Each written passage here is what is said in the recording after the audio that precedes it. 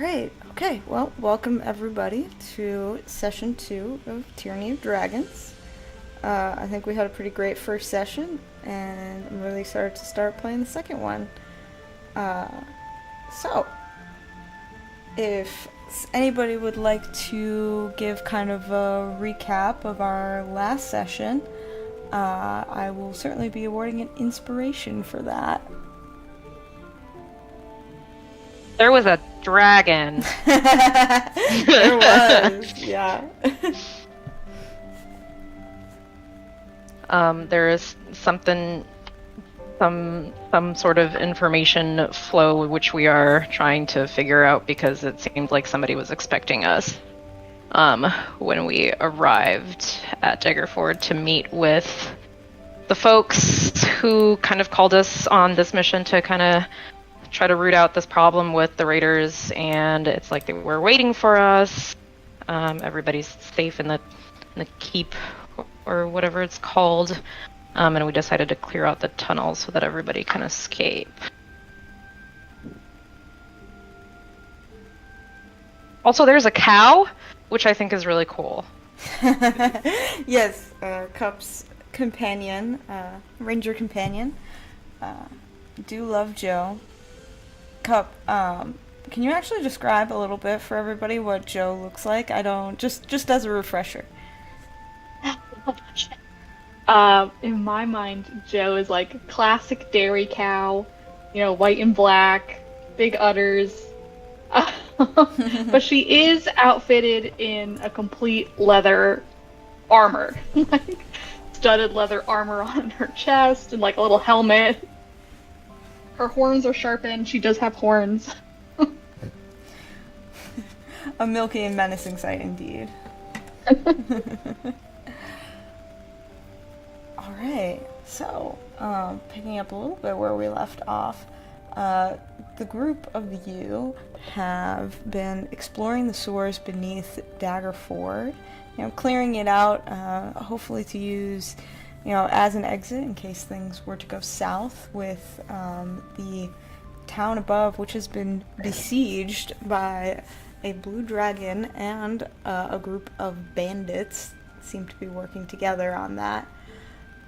So, as we pick up in the sewers beneath the keep, you guys have recently slayed some guard drakes here. What would you like to do?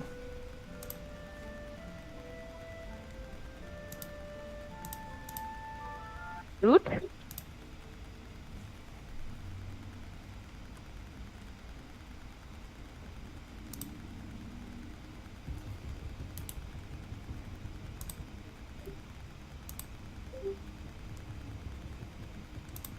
Hello? Yes? I'm sorry, I feel like I keep dropping out. Are people talking? I am talking. Can you hear me? Okay. Yes. Alright, cool. I can hear you, so should be working. Sorry, my computer made like a beep, so I wasn't sure if I lost y'all. No worries. I don't know if I was interrupting anyone, but I was just saying that I would like to try to loot the things that we killed. Sure. Why don't you make a survival check? Are you like looting to see if these guard drakes have like anything on them, or are you like trying to pull anything, like harvest anything from their like Komodo dragon like bodies?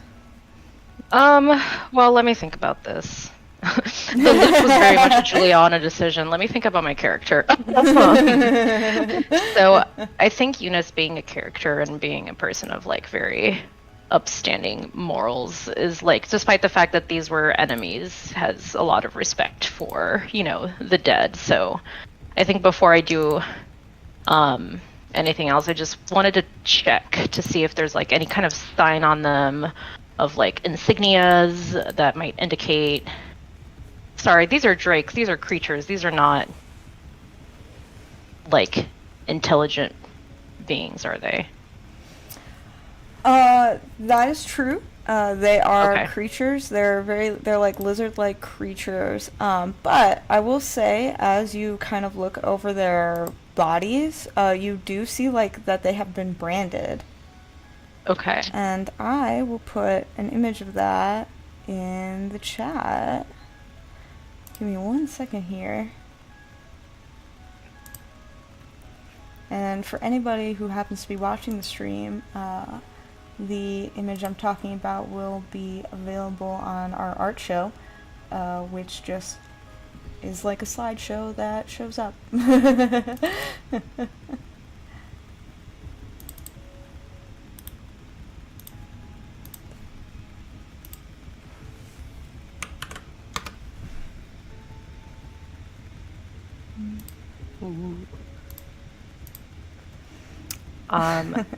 Yeah, so this symbol is like, it's branded on like the back of the neck of these creatures. It seems to have like the head of a dragon and like 5 claw marks behind it. So Eunice is going to call Nex's attention to this, as Nex is known for drawing things in her journal and taking notes of things, and tell her, young Nex, please, would you be able to maybe capture the likeness of this insignia here into your journal? It might prove useful to us later. Yeah, as I'm sort of like bending over, and I take out my like fancy wizard spell book that is about has maybe 5 pages of wizard spells in it, and the other like 50 are full of other druid nonsense.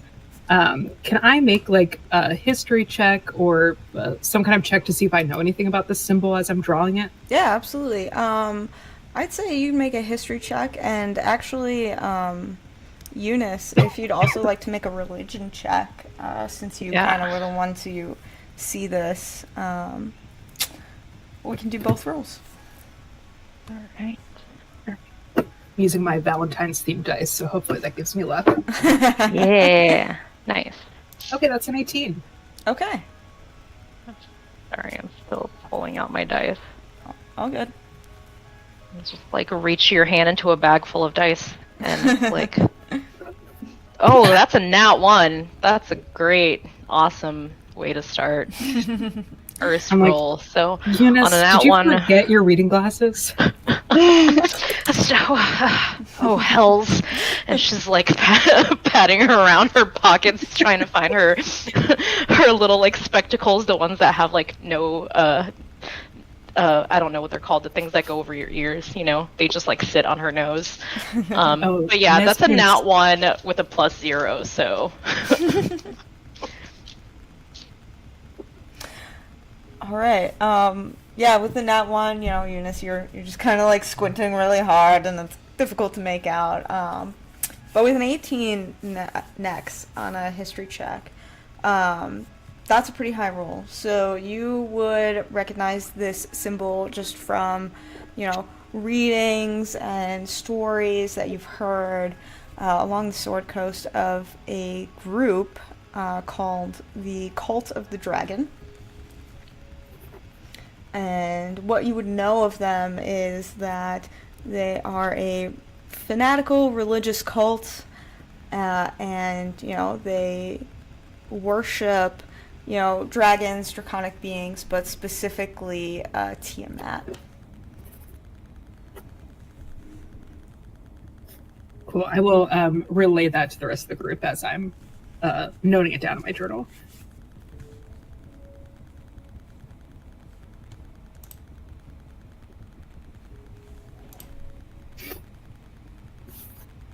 On an 18, would I know anything?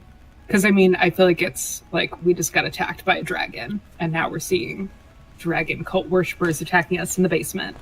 Would I know anything about just the cult of Tiamat in general? Would a dragon, the dragon who attacked us, basically, is this cult just of humanoids, or are other random dragons part of the structure of this cult? Could I connect what just happened to us to like the activities of this cult? Yeah, that's a great question. So, because you rolled so high, you would know from just history and stories that, and just the nature of dragons really is that they often work alone. Like, they don't like having allies. You know, they are very arrogant, vain creatures who view any other like life form as much beneath them. So it does strike you as very unusual for this kind of group to be like working with a dragon.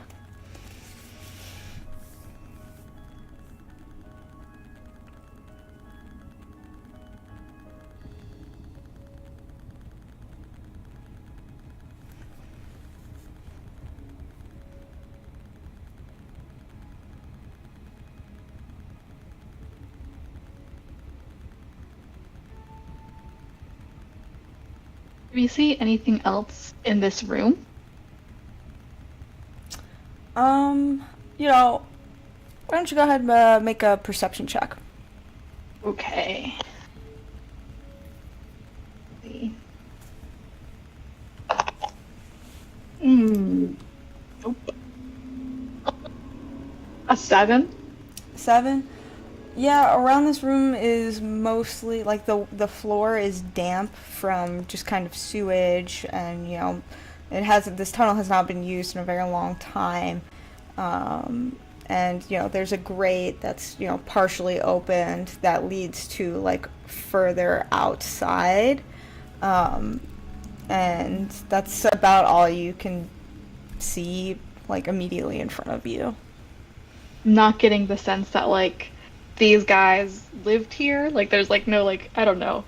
There's like a nest or like bones, proof that they've like eaten here.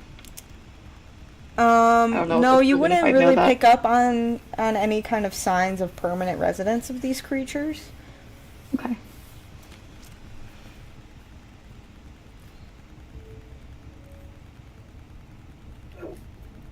Did we already clear out those like before we got to the chamber with the giant spider? There were like other tunnels off to the left and right. Did we already clear those out?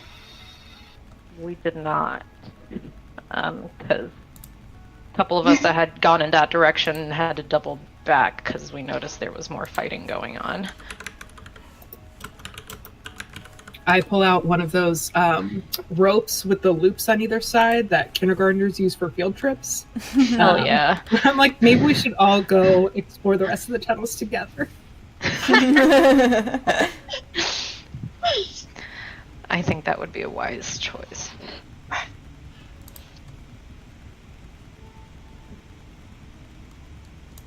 I'll someone else lead the way.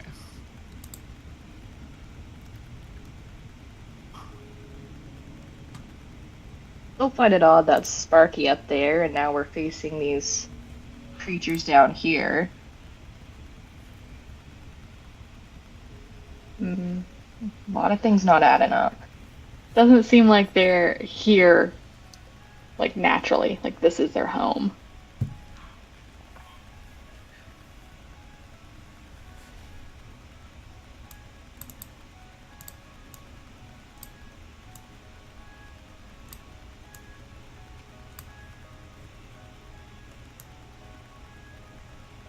I guess we're just gonna have to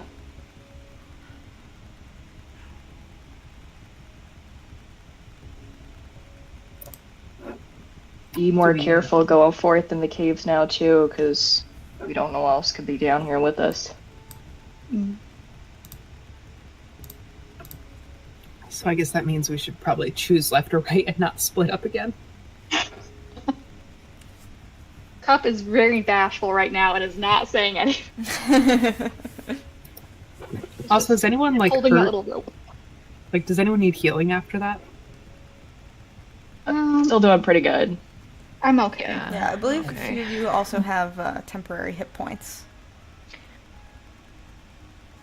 Oh, right. Oh, right. Yeah. Yeah. All right, who has a coin they want to flip? Odd or even? Even. All right. Odd. So, which one? Whichever. Left. Stage left. Our left, the character left.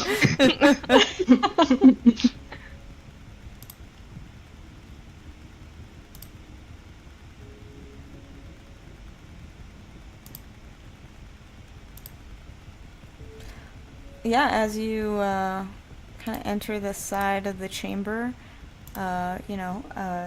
it's a much wider room.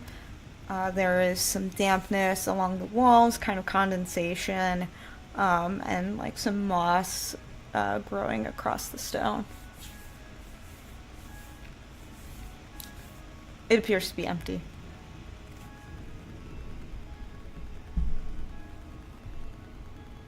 Appears. Can I make a perception check? Sure.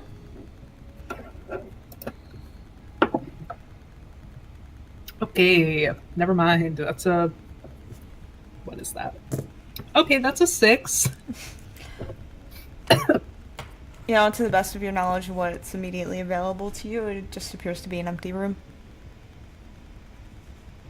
I'd like to maybe try like running my hands along like the stone bricks and see if there's any sort of something that looks a little bit off that could potentially be some sort of like mechanism or anything for any hidden doors or traps without activating anything. Yeah, so kind of as you run your hands across the wall, it's a little bit gross and there's like some dirt and stuff. Your hand catches some like old cobwebs and like stickiness from, there was a spider here at one point, you imagine, but you do not detect any mechanisms or secrets. Okie. I take out a little embroidered kerchief and wipe my hands. On to the next room, I suppose. Yeah, sometimes rooms are just empty. Impossible.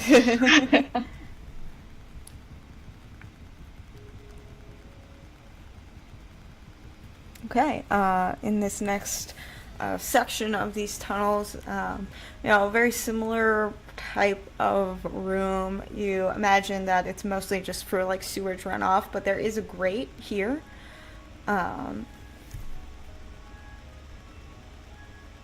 What are in there? anybody with a passive perception above 12? You hear this little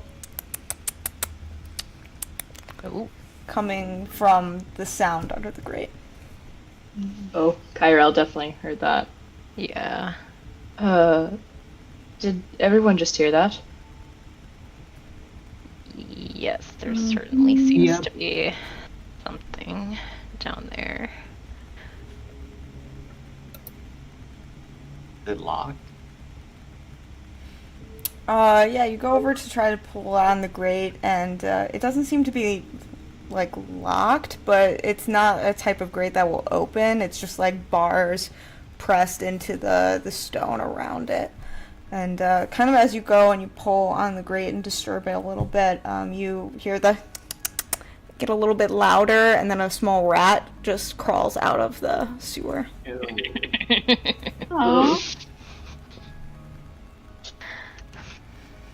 Couple leave like a piece of bread on the ground for the rat. Sure, why don't you make a animal handling check? Ooh.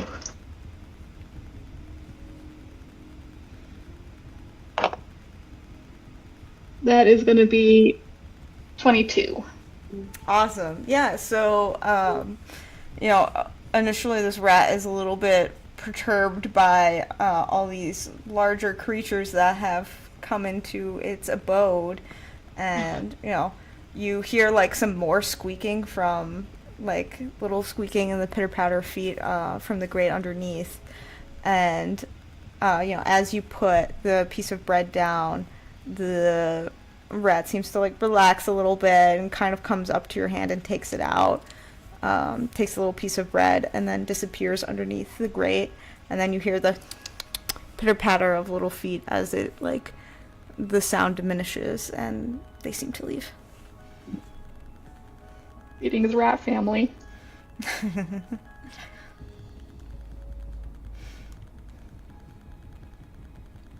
Well done. Irel, I think, is holding Opal too, because I think Opal was starting to look a little hungry.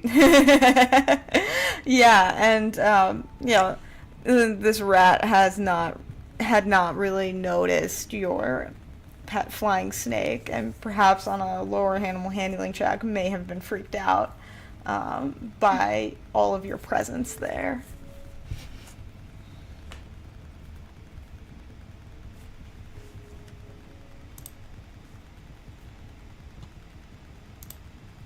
Ah, no way. Sorry. And as you guys kind of make your way through the tunnel, I believe somebody had set an alarm spell before you guys began to explore these tunnels. Ooh. And you hear a ding, ding, ding, ding, just kind of magically in your ears, as it indicates that somebody may have entered the tunnels behind you. And as you walk out kind of into the hall, you see like the light of a torch, and the familiar halfling Anthar walks down the tunnel, seeing you guys, and goes, "Oh, I'm so glad I found you. How goes everything down here?" Well, it seems like there were a couple of creatures that don't seem to belong here, but we have taken care of them. We've yet to venture past the room where we were able to slay these creatures, but we've definitely seen some signs, some potential leads for our investigation. Excellent. I'm glad you've made some headway down here. And as you kind of look at him, you see that the mace that he carries is bloodied, and like there's sweat from his brow, and he appears to have like also been in a skirmish as well. And he reports to you, well, Yeah. we were able to hold the gate, and it seems the fighting stopped momentarily. The dragon has not gone away. It seems to still be circling the keep, and the bandits have all kind of collected outside. They seem to have some kind of leader, and I think they wish to parley. There hasn't been much fighting after the initial skirmish of us holding the gate. You want to parlay?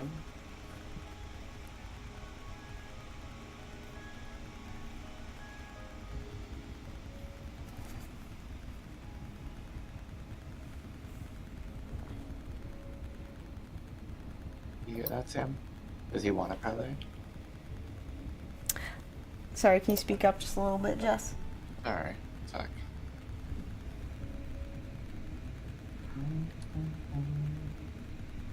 I just asked if he wants to parlay. Yeah, it seems that one of the leaders is requesting an audience. I thought I'd come down here and inform you all in case you'd like to bear witness or speak yourselves.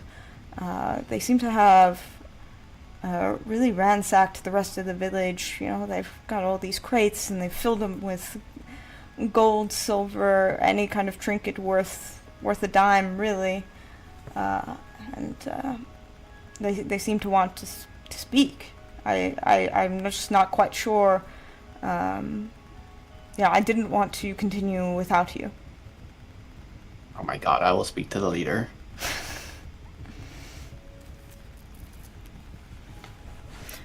Great. I mean, I'm not exactly the most charismatic of fighters, but, I certainly think you guys would be good representatives. Especially if you have learned anything down here. Do you still plan on making the villagers escape through these tunnels? I think if things go south and, the fighting picks up, I think that would be wise. Maybe get them ready. Okay, yeah, absolutely. I think that's a great idea. And he kind of leads the rest of you, he kind of leads you all back up into the keep. And you kind of see, like, standing in the doorway of the keep is Escobar, an ally, so to say, of Anthar's. And he's just kind of, and she is just kind of standing there, like, wringing her hands a little bit nervously. And as you guys enter the room, she goes, okay, thank you. And Anthar very commandingly goes, Escobar, please, take as many villagers as you can, bring them down here.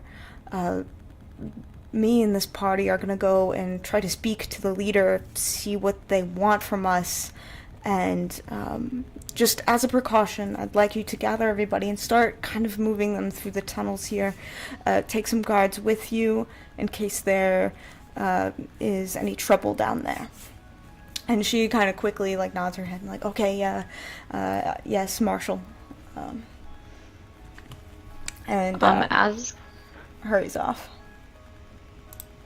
As we're getting ready to go up and speak with the leader of the bandits, I'm going to approach Sylvia, who has volunteered to kind of be the face of our party, and gently lay a hand on her shoulder and say that, well, my dear, I know we've only just met, but from what I've seen so far, it seems like you've got some good wits about you, so be careful in this conversation and try to see what you can do to keep these people safe.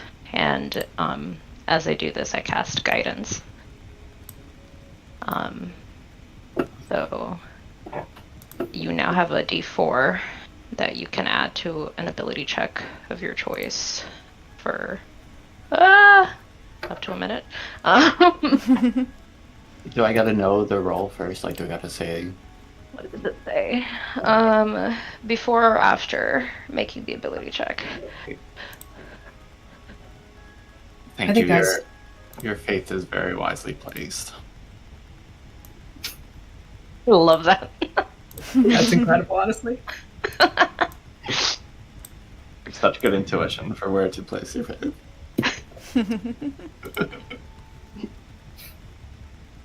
And I think also as we're walking, I'll show Anthar the sketch of the brand and tell him just that we, like, basically everything that we found out about it on the body of one of the drakes. Excellent. So as you guys make your way to the keep, you hand this to Anthar, and, he looks at it and he says, he has kind of a bit more of a grave expression, as you describe to him, like, oh, this is a, symbol of this group called the Cult of the Dragon, group of religious fanatics. And he goes, with the metal in which they fight, I'm not surprised if these bandits are masquerading or in fact are cultists. They would be challenging foes if that is true.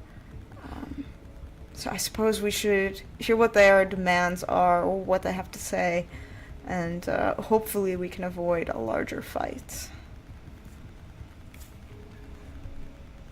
Is that a dragon? Is there actually a dragon out there? That is a dragon right there. So, as you guys kind of make your way to the keep, you stand, like Anthar leads you to the top of the gate, and you're flanked by these two massive ballistas that have really kept the keep safe from a full frontal assault from this blue dragon. and the rain has kind of died down outside, though the ground is still covered in mud and wet. And you see just in front of you on the road leading to the gate, there appears to, have indeed been a skirmish here, as, there are a couple bodies of guards or these bandits, strewn about, and broken weapons. And you see, like, this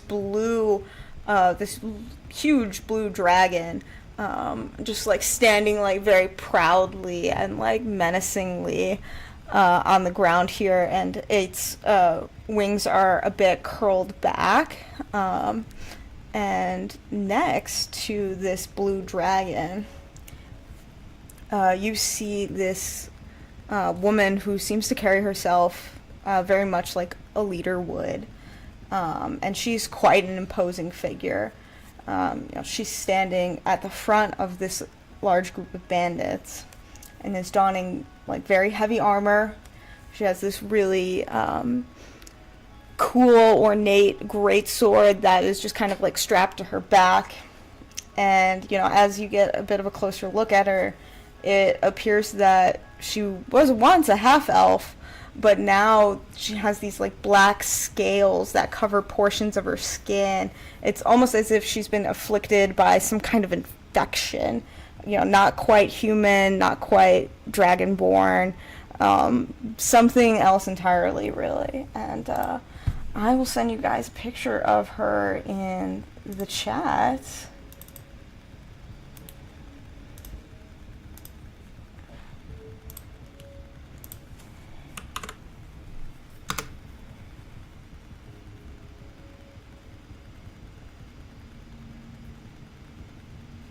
Damn.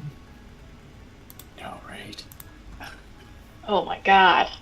Nex surrenders. Right? Nex is like, Immediately. hot goth lady, I pledge myself to you. Step on me? What? Enemies to lovers? Leave my brother. Take me instead. Oh my god. Yeah, so, you see her, and she is standing there, and it appears, behind her there are 4 prisoners kneeling, and they have their hands bound behind their backs. And next, you would recognize one of these prisoners as your brother Leo. Yeah, I think Nex can't help but, like, gasp a little seeing her brother, who is, like, always been the kind of, like, golden child, good at everything, like, in this position. In-game, can I make, like, a perception check or an insight check just to, like, get a read on his condition?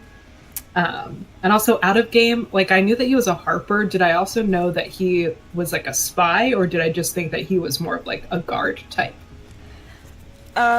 Just, that the Harpers are generally a kind of secretive organization. Their motto is to, find and root out evil, and, they would have kind of some formalities in bigger cities, and speaking with politicians to do that. But they would also be known for, having more secretive operatives, and this kind of resonates a little bit with you as you think back to the conversation you had with Anthar and how he was waiting for a Harper spy that never showed up.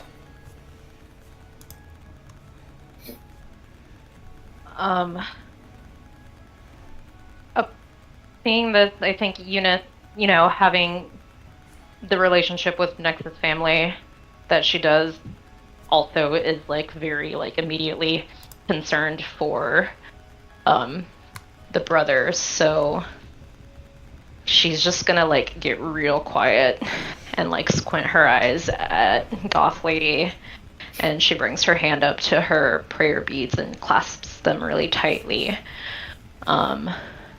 And she's just, like, honed in and, like, ready to potentially try to restrain this lady if things turn bad.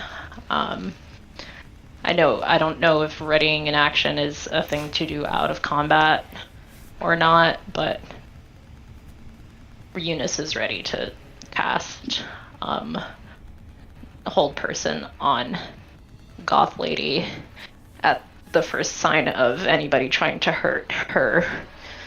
Really not blood family, but family. Sure, yeah, that's great. I will totally have that noted that you ready that action.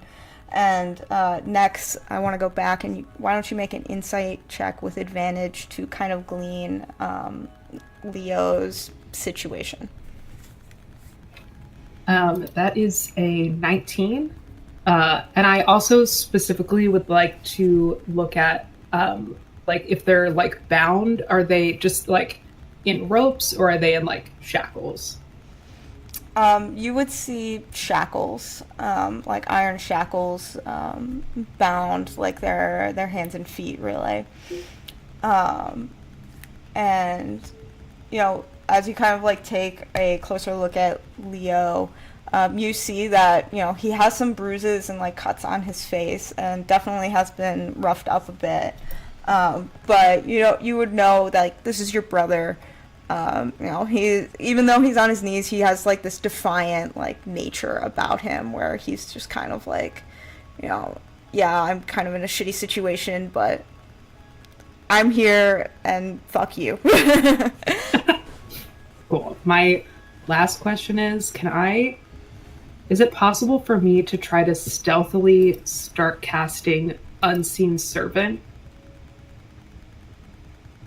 I basically want to, like, cast an Unseen Servant, like, essentially, like, somewhere over here, so that I can essentially trying to also, like, ready an action to be able to, like, send something to help, like, free him if it needs to come to that.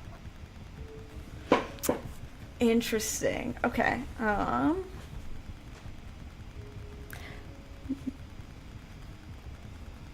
Yes, I will allow you to do that. No roll required. I will let you make the Unseen Servant because you are kind of like up. You have this vantage point above them. So yeah, I'm gonna put a little token down for your Unseen Servant. We're just gonna use this little ghosty guy here. All right. And can Sylvia say that she noticed everybody getting all, like, tense and ready with her perception check, or is that okay? yeah. Okay, cool. So I'm gonna give Cup a bardic inspiration just because I know that she's our archer. So just in case shit goes down. Nice. So that's like what is it? It's a D6 that you can use on an ability check, attack roll, or saving throw. Ooh. Oh, and I'm also gonna enhance ability on myself, which is advantage on charisma checks. Excellent. Okay. All right. And Kyrell. go on. Kyrell is just going to plot themselves right on this crate right here, and they're going to sit with their legs crossed and their shield out at the ready. All right. Yeah, so as you guys kind of prepare these, you know, you see beneath you this leader, this once half-elf but now afflicted humanoid. She takes her greatsword out with a shing, and, you know, holds it at the ready. And seeing you all, she says, I am Resmir, one of Tiamat's chosen, and I came to Daggerford for its gold, not really its people. These prisoners serve no purpose for me, but simply giving them to you is boring. And you hear some of the other cultists behind her like chuckling at that. So, I propose a duel. One of you to battle my champion, and if you live, I will return these prisoners. If you cheat, I will slay them one by one. What's the dragon doing right now? Excellent question, because as you see, the dragon kind of hunches down, and a hulking figure of a hulking warrior is mounted actually on this dragon.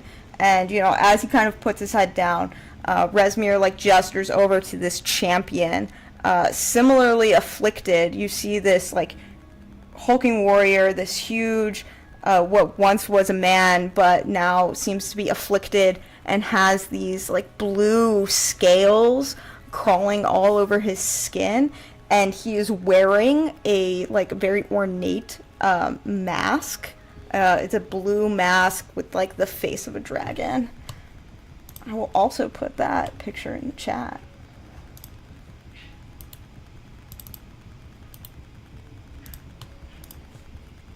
I've never even heard of you, Resmir. Resmir who? You even have a last name? I'm sick of these like upstart nobility just thinking that they can come in here and just take over towns because they get friendly with the dragon for a couple of days. Like, who even are you? And she like takes her greatsword and like points it up at you, and she says, "Ah, I see you've chosen your combatant." Oh my god. And the blue dragon like very quickly just like furls out its wings, and with like just amazing speed flies over to you, Sylvia, picks you up by the scruff, and drops you in front of the gate. I'm gonna feather fall down. Good save, good save. So, where's my freaking check for that? I'm not getting dumped like some scum. Okay. And who are you? I don't recognize you at all. You don't even have a face to show. She's like walking towards them.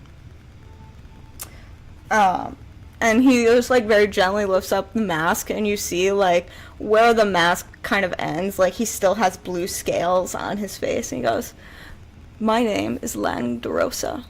I'm one of the chosen. Don't worry, I'll make this quick." And he puts the mask back down, and he readies also a greatsword. And unless anybody would like to do anything, I would like only Sylvia to roll initiative. Tyrell is gonna yell out, "They look like the type of people to be handing out pamphlets, right? Cult?" I mean, Tyrell's right. You gotta work on your costumes. Okay, where's my initiative? That was oh my god. I'm so charismatic right now, though. Well, they don't really seem to want to talk to you much. I see that. I thought this was a parlay. I think if we can ready an action, Cup is just trained on this champion, and if it looks like Sylvia's going down, she's taking the shot. Okay. Alright.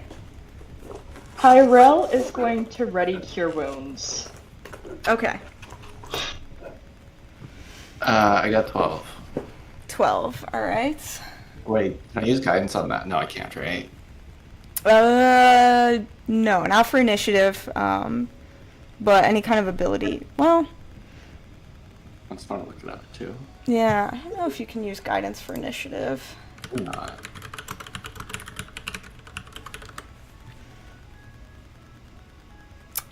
Yes, actually you can use guidance for initiative, because initiative is considered an ability check. Yeah, thank you. I'm the old lady. So an extra 3, so 15. Okay. He rolled an 18, so he's going to go first. He is going to rush up to you and take 2 swipes with his greatsword. Let's see.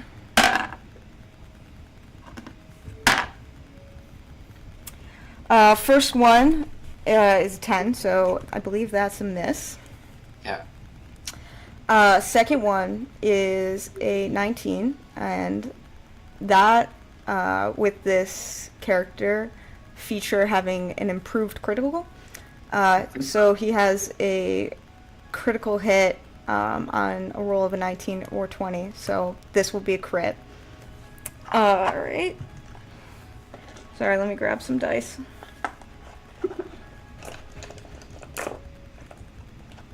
I just want to hit. I swear, I just rolled physical dice for that one, and I was like, oh shit. One hit. You take 10 points of slashing damage as the first swipe of the greatsword, like, you're able to duck out of the way, but then he brings it back up and just slices right across, like, your shoulder and face. Oh, I'm gonna slap him. Oh, okay. Yeah, make Just comes up and she just like, and it smacks right across the face. make an unarmed strike. Okay. Oh my god. And that one. And that one. No. You go to slap him, and he grabs your hand. Oh my. This is supposed to be a parlay. This is uncouth. Resmir did all the talking. Either you get the prisoners, or you die. Yeah, is there anything else you want to do for your turn? No. Okay. Anyone else? I know we had some held actions. Any changes in that? They cheat. If I'm not actually doing anything to the person that Sylvia is fighting, that's not cheating, is it? They're cheating. That is, you can make that judgment call, and the characters will respond based on what you do. That's a lot good. Yeah. I think that Huff was is very- gonna like Yeah. look over at Eunice and like make eye contact and be like, are we doing this? I'm definitely sending my unseen servant over now to start trying to untie my brother at the very least. I'm just gonna keep staring at Goth Lady and see how things play out. Okay, cool. Unseen servant. Let me look up something real quick.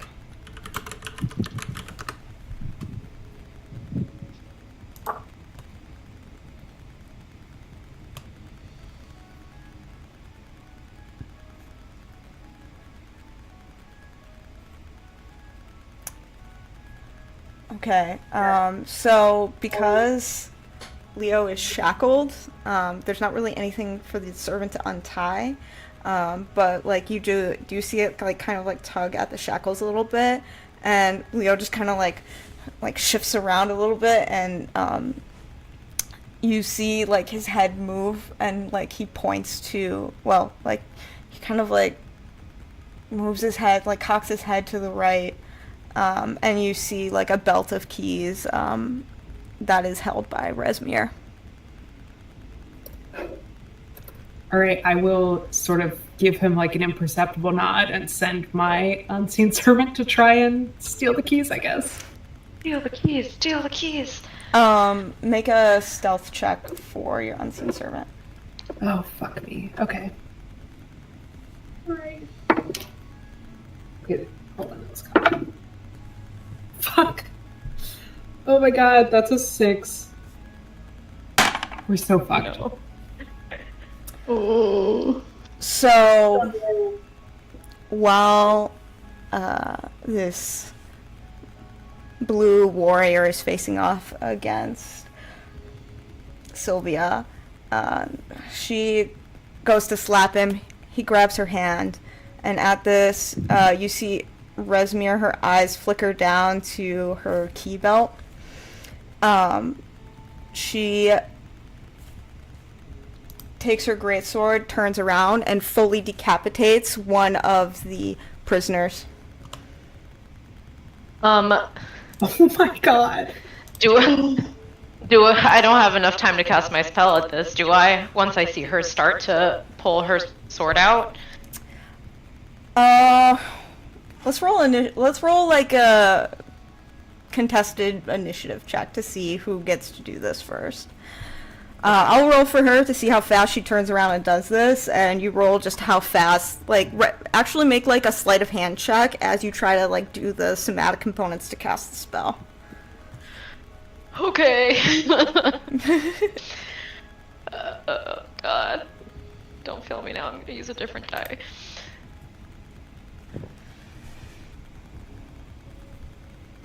$15. Okay, yeah, the sword, okay, the spell goes off as she tries to bring her sword down, and then she has to make a save for this, if I'm correct, right? Yeah. You What have is the to make DC? a wisdom save. Or be paralyzed. This DC is 12. Okay, I'm gonna make this a public roll, because I think that would be really interesting. Hold on. Gotta make sure I pull up the right tab. Okay, I'm there. Okay.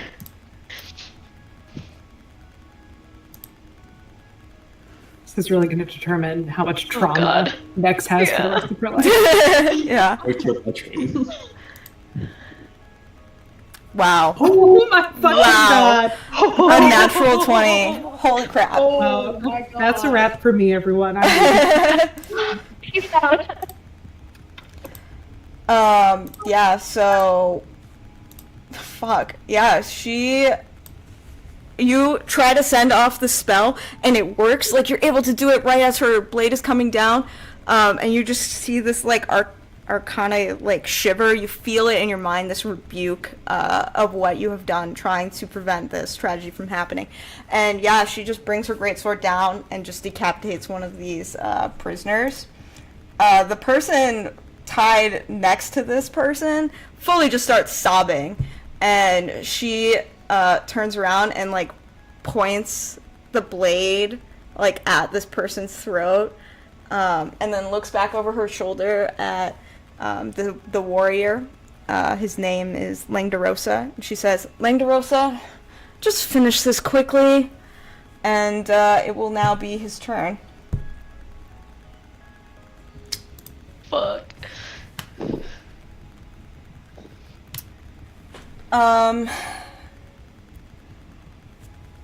Yeah, Sylvia. Yeah, he's just gonna try to hit you again twice with his greatsword. She's just like, I don't know, like, I'm imagining he's still got her hand or something, so she's just like, kind of like, squirming / trying to fight, but she's got an 8 strength, I think, so like, yeah, she hasn't even reached for her rapier or anything. This isn't her style. This isn't what she was expecting. Gotcha, yeah. First swipe is a 24. The second one, no joke, is a natural 20. Holy shit. Yeah. Oh, damn, okay. I'm just gonna roll a natural 20 first. It did. 13 points of slashing damage. Okay, so I'm down. You're unconscious? Yeah. Okay. Can I react? Can we roll initiative? Let him finish the second attack. Oh, there's another attack. Yeah, Okay. he gets multi-attack, so he gets 2 attacks for his turn. Yeah, on his multi-attack, he's going to strike you while you're down, so you automatically lose a death save. And then he's gonna action surge and hit you again to kill you. Oh my god. No. Okay, I've been playing for like 3 years. I've never even been down, and now I'm about to die. No. It's gonna be okay. Oh, is it? Maybe. Are you gonna fully with my character dies? Because that's the only way. Yeah, so you all kind of see this, like, Resmir has just slayed one of these prisoners and urged this warrior to finish it quickly, basically. And holding on to your arm, Sylvia, he just like rips your arm away and then just brutally slices you, like fully just across the collarbone and neck with the greatsword. You fall prone, and the rest of you see as he takes the greatsword and just plunges it through Sylvia's chest. And he lets the greatsword go, and it just like stays in Sylvia's chest. And yeah, fuck. I'm sorry. Is she making? She's not making death saves. Like she's dead already. Yeah, she's dead. He has a multi-attack. So he gets 2 attacks with that. First one brought her unconscious. Second one, you automatically lose a death save, and then action surge because he's a fighter. Lose 2. That's 4 death saves. So, yeah, I think that's right. Holy shit! Oh my gosh. Why doesn't everybody actually, including Sylvia, collectively roll a religion check? Yeah. I'm supposed to be. I feel like I'm supposed to be good at that, but I have a +0. I guess it's intelligence. Oh god. It's not wisdom. Tyrell get a nat 1. I also got a nat 1. Oh no, wait. Oh, shit. I've got 16. That's a 19 for Eunice. I got a 17. Shit, fuck. Oh. Alright.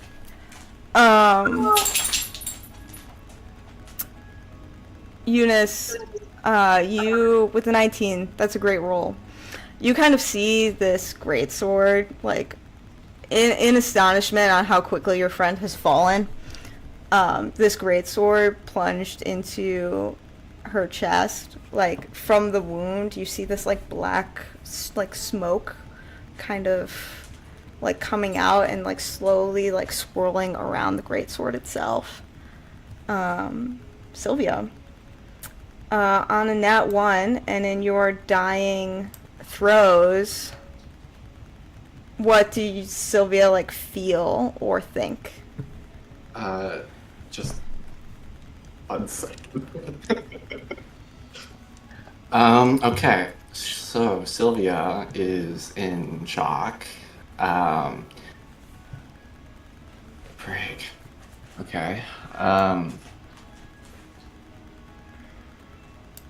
Like, the idea that she could even, like, fail at something is just kind of, like, it doesn't even enter into her brain, so, like, she still thinks that, like, she's still trying to slap this guy, right? And then her arm's not working. And she's, like, kind of, like, frustrated and angry, and she's trying to look down at her arm, and her neck's not working.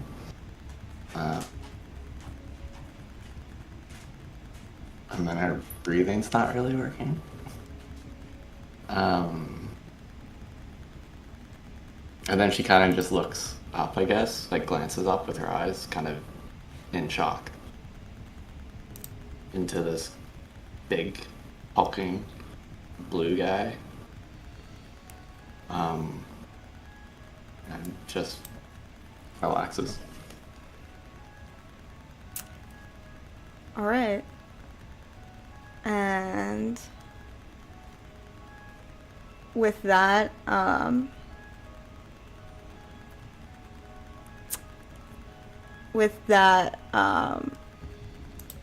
Langdorosa leaves the greatsword behind and heads back to Resmir, who unlocks 2 of the prisoners and, like, kicks them off to the side. He goes, I feel like you've earned these 2, but the spy, and she just, like, creepily caresses Leo's face. She's like, I think we'll keep him for now. And he spits at her, basically. And they're gonna start leaving. Unless anybody would like to do anything. Fuck. No, they're not. Shit. Can I'm just gonna like grab Nex like very strongly by the wrist as I move in between her and character names. I know them. Cup is the name. And while I have you both by the wrist, I am going to create a magical bond between us. And I can only do 2 creatures, so I just picked whoever was closest to me. And this creates a magical bond, and you kind of feel like this divine magic like surging through from where I'm holding your wrist up through your arm and into your chest. And while we are bonded within 30 feet of each other, you can add a d4 to an attack roll, ability check, or saving throw. And I kind of want to attack Top Lady, but I'm really afraid she's going to kill Leo.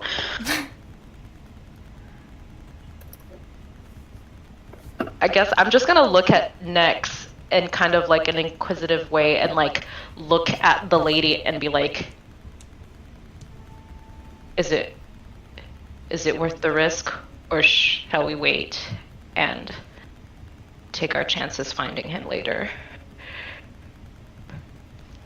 Can I try and make eye contact with Leosin to like, basically like, is he going to still try to encourage me, or is he equally as freaked out about this and is like trying to tell me to back off? Yeah, so you look at Leo, he looks at you, and he looks at the dragon, and just kind of like shakes his head like side to side and like, don't. But you can take that and do with that what you will. Do I clock this interaction? Yeah, I think you'd see it. Okay.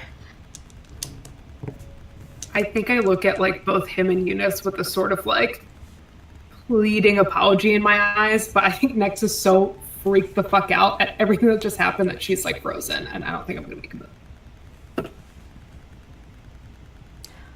All right, yeah, and with that, Langdorosa like gets back on this blue dragon. It flaps its wings and begins to fly away.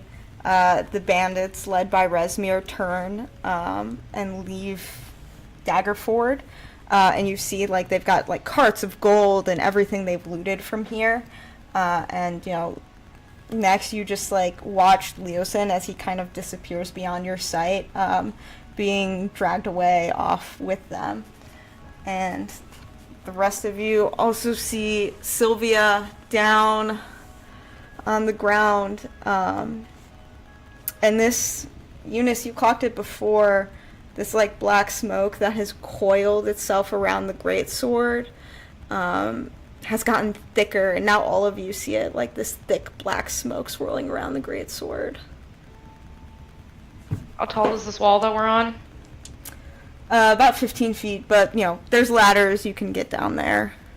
You know, the gate Irel opens. is already like getting down. Yeah. Yeah, we're Cup is like just rushing jumping down here. And how far is Scary Dragon Lady and Dragon Man? I'm gonna say they're disappearing kind of beyond your sight now. Like maybe 100 feet.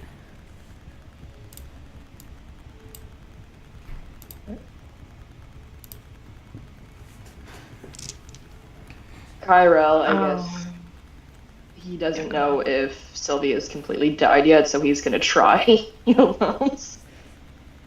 So, cure wounds on Sylvia. Yeah, so you know, put your hand on Sylvia and you attempt to cast this spell, and it fails. But it doesn't fail for the reason you think. And something weird seems to be going on here. Like, there's still like a soul present, you feel. And Sylvia, as this like black smoke curls around this greatsword, I would like you to describe your hexblade as you level in Warlock. Oh, What? What? Excuse me. Okay, so Sylvia in her dying moments realizes that sometimes power is not just in words, and she needs a little bit more something to back the words up. So she gives into some power that is happening, and what appears is a long, say like 6 foot long, slender shaft with really thin blade at the end of it, gleaming black, with a nice sharp tip on one side and a big point on the other side. It's simple, it's elegant, but it's also very, like, you know, fancy.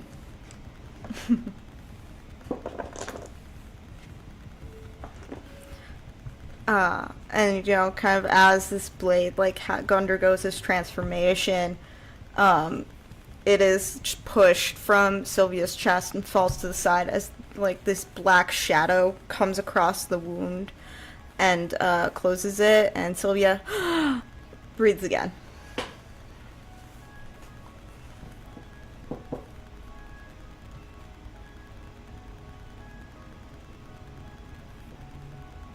Oh my we're all in god. shock. Yeah, I think Nex is fully crying. Like, partly just straight up out of confusion. So confused she's crying. It hurt. Ow. Where is everyone? Right here, my dear. And Eunice is like half like reaching for Sylvia, very confused, and half like trying to hug Nex to comfort her, but like she's like half her height, so she's like grasping onto like Nex's like leg or something, and trying to help up Sylvia with her other hand. Am I like, is Sylvia still just like 1 HP, or like how we doing? Is she Yeah, I'd doing- say Yeah. 1 HP right now. Okay, so she'll like just like reach up for an arm and just kind of try to like stand up. She looks down at herself and prestidigitation. She looks fine. Looks fine. Yeah. I don't know. So she's. I don't know how like that actually like went down, but okay. Where'd the dragon go? Where's everything? We weren't done. No. Real quick, you said that she's still like technically wounded. But Yeah, just your wounds didn't work before she like came back to life, essentially. correct. Okay, so can I do a cure wounds now that she's up as I'm helping her up? Sure, of course. All right. Oh, what is that? 1d8 plus 2.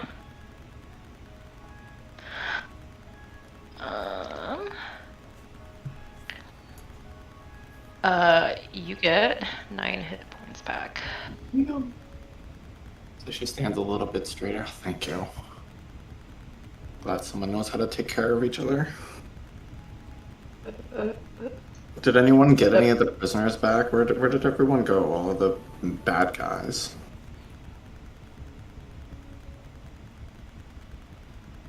Are they all gone? Did they all get away? We did get 2 prisoners, right? They left 2, or did they take them? Okay. Yeah, well, you did.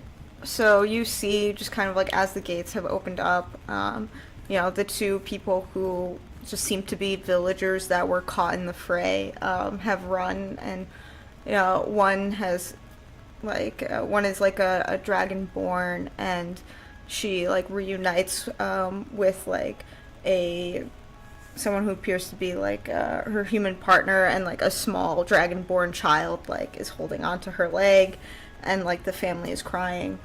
The other prisoner, just human, runs up and like is hugging somebody else. You see like they look similar, perhaps brothers.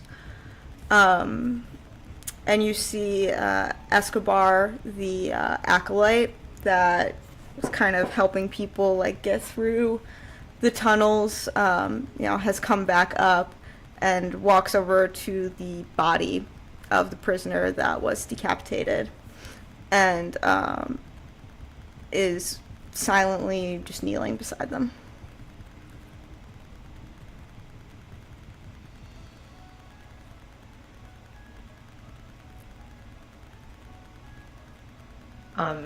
I'd like to approach the mourner and try to help them with whatever rites are needed for sending off the victim.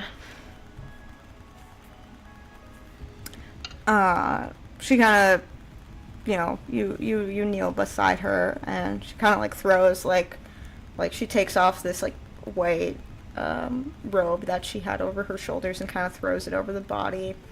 She goes, most of the most vulnerable villagers I brought down to the tunnels, and were protected from this. I don't know how all this happened.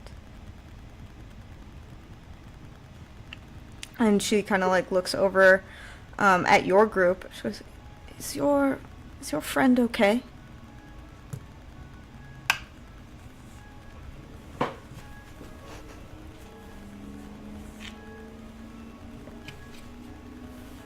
If anyone's like looking, Sylvia's not okay. She looks okay, but if you look into her eyes, they're dead.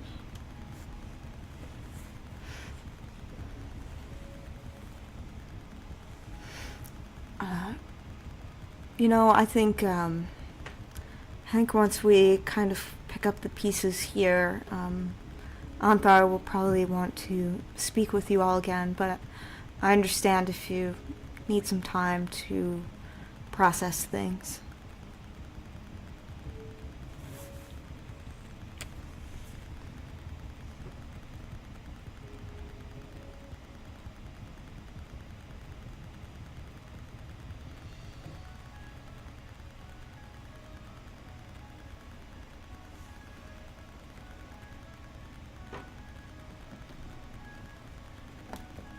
I need to sleep at some point.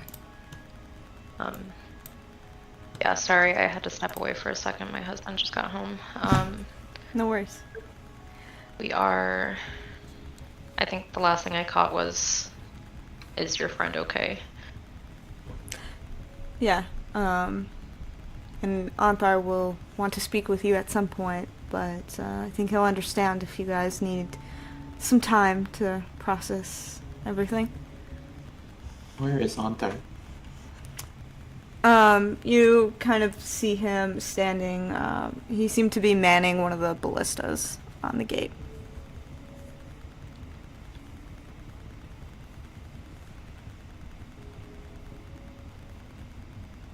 I mean, he could have shot the freaking ballista.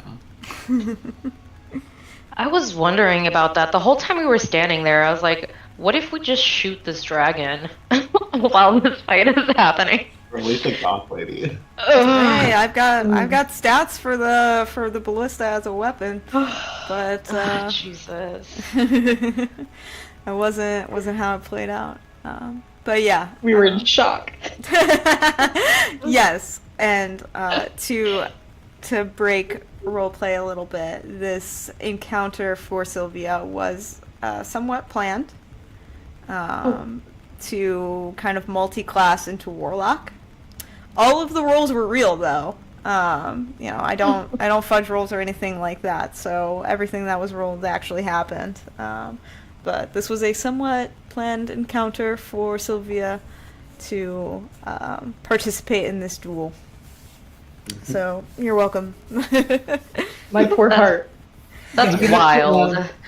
Gotta love when the dice just take us on as much of a whiplash journey as possible. They really did. I was like legit expecting to just go up there and talk like 100%. Like, Jesus Christ.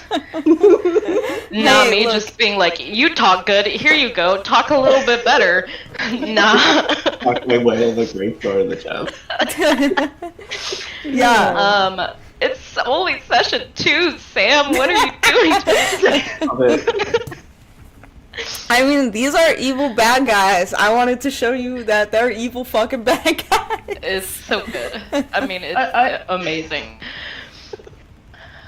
I think that can I, as I was helping Sylvia up, there's also part of me that was just like really curious because I clocked this like weird thing that happened with like that black smoke and being that, you know, I'm a cleric of this very like good aligned and like bright life-giving sort of deity, I'm like a little taken aback and almost a little wary of what forces might be at work within Sylvia now. I'm like, something doesn't feel right about whatever just happened to her, and like I still don't know her that well. I'm just like a little bit wary of Sylvia from this point until I learn more. Why are you looking at me? Why are you looking at me? Like, I'm assuming that how like stealthy are you about, you know? You know, I'm an old lady. I don't give a fuck. That's what I was thinking. So Sylvia was like, oh, well, my darling. I was simply concerned. It seems that something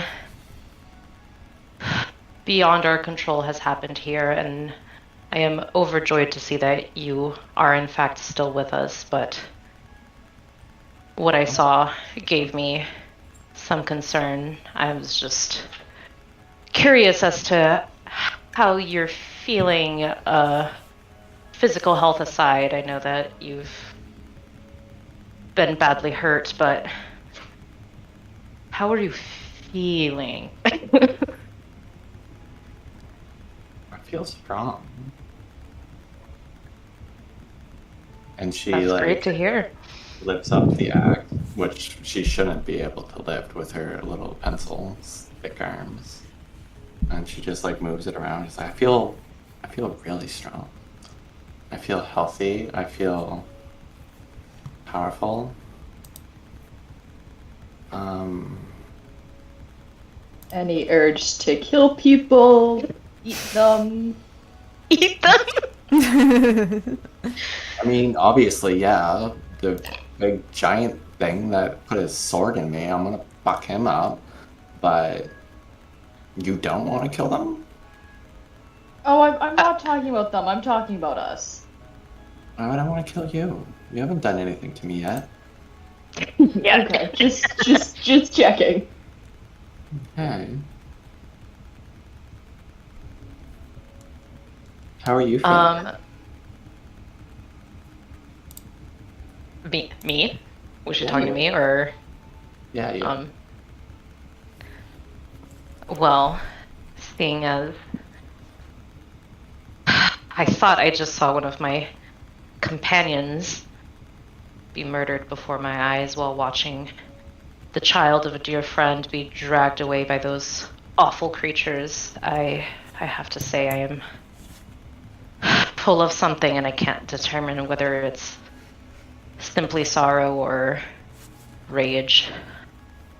And she kind of takes a moment and looks at Nex, who seems to still be kind of in shock, to try to kind of like bring her back the present moment. We are going to find him, she says, as she looks Nex like directly in the eyes. I think I sort of like, kind of clear my throat a little bit, like come back to the present and sort of like give your hand a squeeze. I maybe turn to the group and sort of ask, like, does it seem like there's anything else that we can do today, or would it be like wisest to get some rest and sort of see where we stand tomorrow morning? I think a night of rest would do us all good. I really need to sleep. I want to like put on like my best tree beard voice and be like, "Don't be hasty."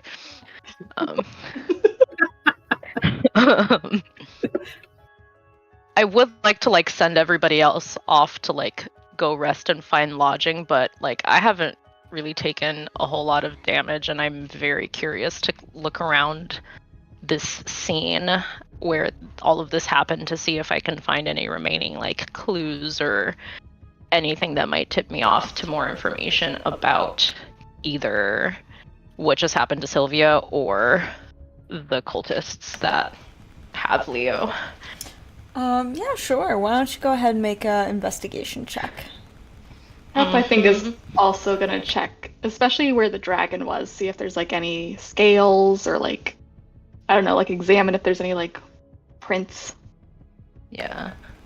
And Cup, you are still, we are still bonded. So if you want to add, depending on what your role is, you can choose to add a D4 if you need it.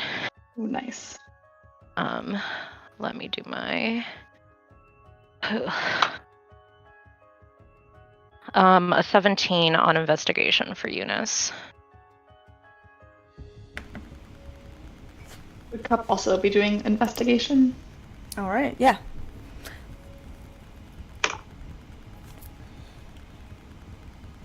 Ooh, an 8 for Cup.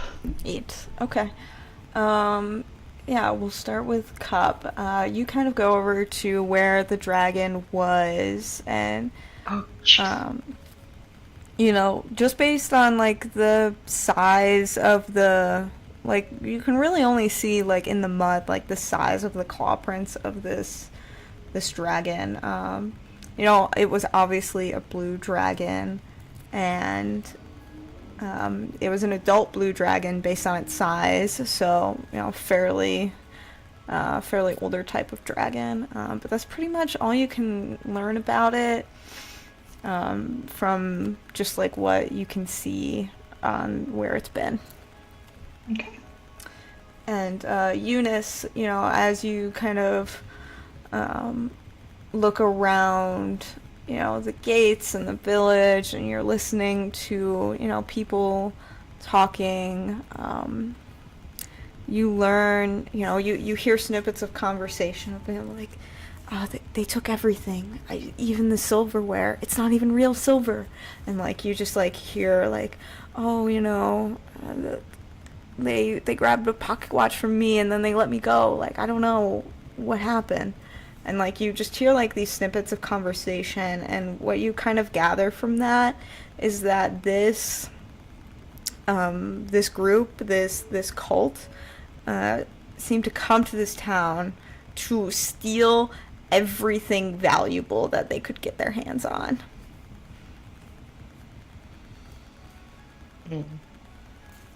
So they're stockpiling valuables. They are not caring about conquering or taking over or anything like that.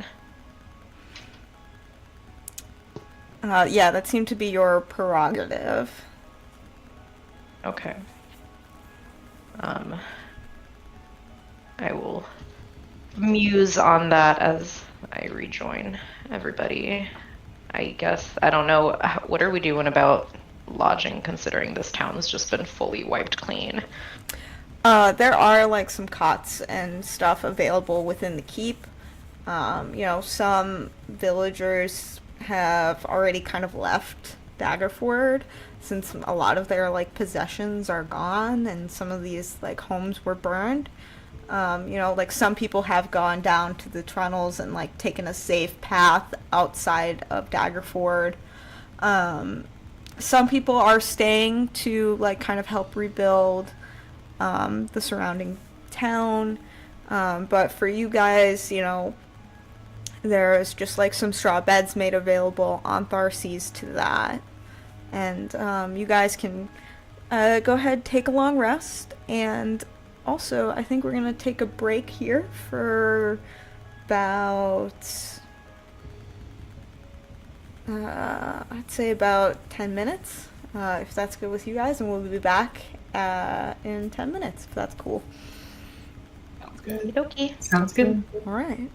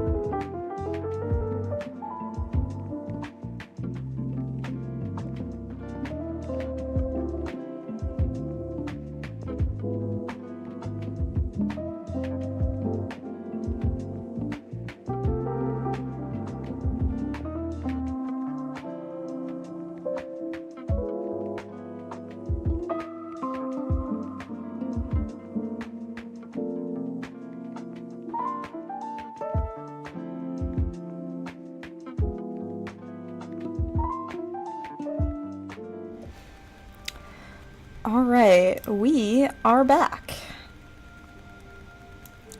And... okay, so... everyone is back. We're gonna pick up a little bit after. You guys have taken a long rest. That is for certain. So go ahead, mark that off on your character sheets. Get all those hit points back in spell slots.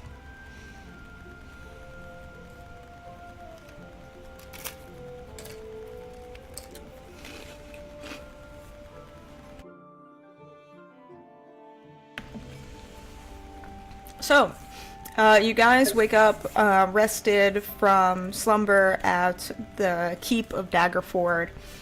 Anthar has summoned all of you as a group into one of the inner chambers of the keep. And you all kind of are standing there as he seems to be like... it's like a large room with like a big round desk, or a big round table, and there's like papers and scrolls and books open all on it. And you see Anthar standing there. He has bags under his eyes. It does not look like he's slept a wink all night. And he looks at all of you and he says, well, I have been doing some research on what you guys said about this group potentially being the cult of the dragon. I've pulled some old scrolls and I've been poring over them, and you know, he holds up a book, and it has like that same symbol, Eunice, that you would have seen that was branded on the guard drake's neck, with like the shape of a dragon head and 5 like claw marks behind it. They do indeed appear to be this cult of the dragon, and you know, I've learned, you know, just from my readings that, you know, they worship Tiamat, who is the queen of chromatic and evil dragons. It is quite unusual that they've been able to somehow convince this blue dragon to rally to their cause. I'm not quite sure how they've done it, but at the very least, Daggerford is safe. And you know, Nex, I'm sorry about Leo, but you know, if they didn't give him up, he must know something important, something that's keeping him alive. And you know, I certainly think they might still be in the area and should be able to track him down. I thank him and offer my apologies that not all of the villagers were returned alive. And maybe ask if he knows, like, if he's familiar with the surrounding terrain, if he would sort of know any obvious locations we could scout for their hideout or something. Well, they seem to be a large group, and they left with a bunch of wagons. So, with the rain too, it's probably really muddy on the roads. I honestly don't think that you'll have too much trouble tracking them if they're going to some central location. There are, you know, some forests around here, some old quarries. You know, and he takes a piece of paper and sketches a little bit. Like, I think maybe if you go, follow their tracks, there's a couple places east of Daggerford that, west of Daggerford, that I imagine they could be hiding out somewhere.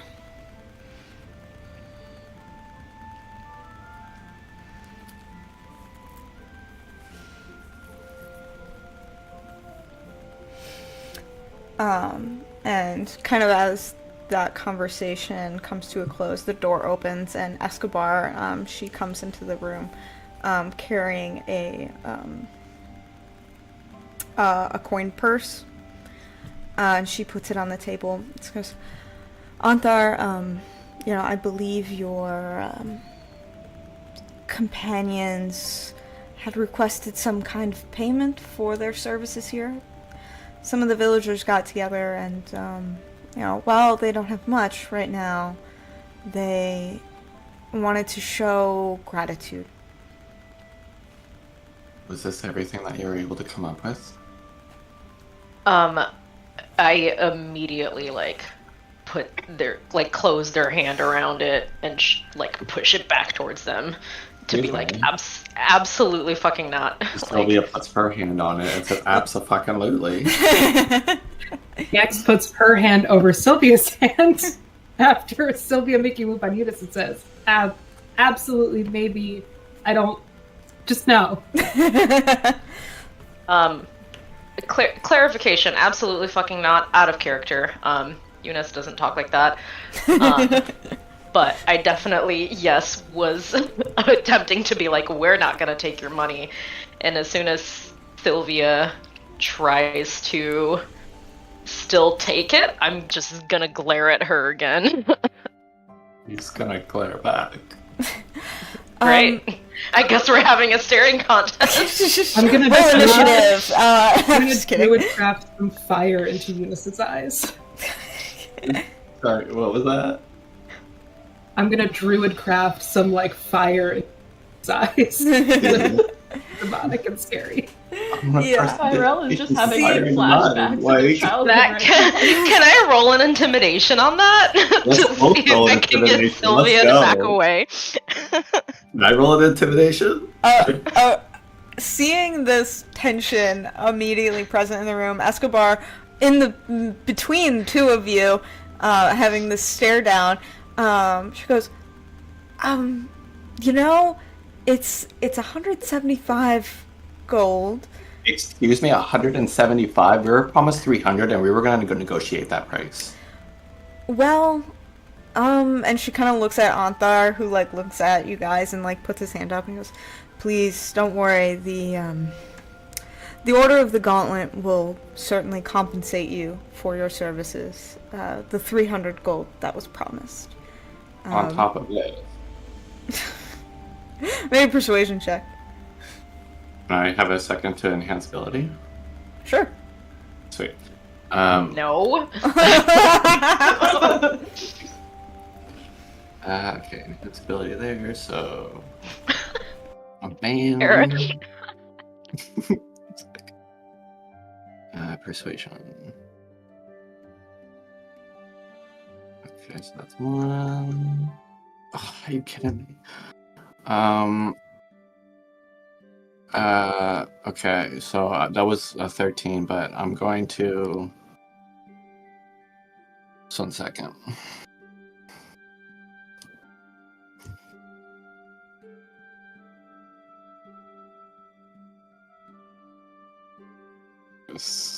Sylvia is going to... Oh, shit. That's too concentration. Sorry, I'm just trying to, do two things at once. Okay, we'll just stick with the enhanced ability. It was a 13. I have a +6 with advantage, and I only got a 13.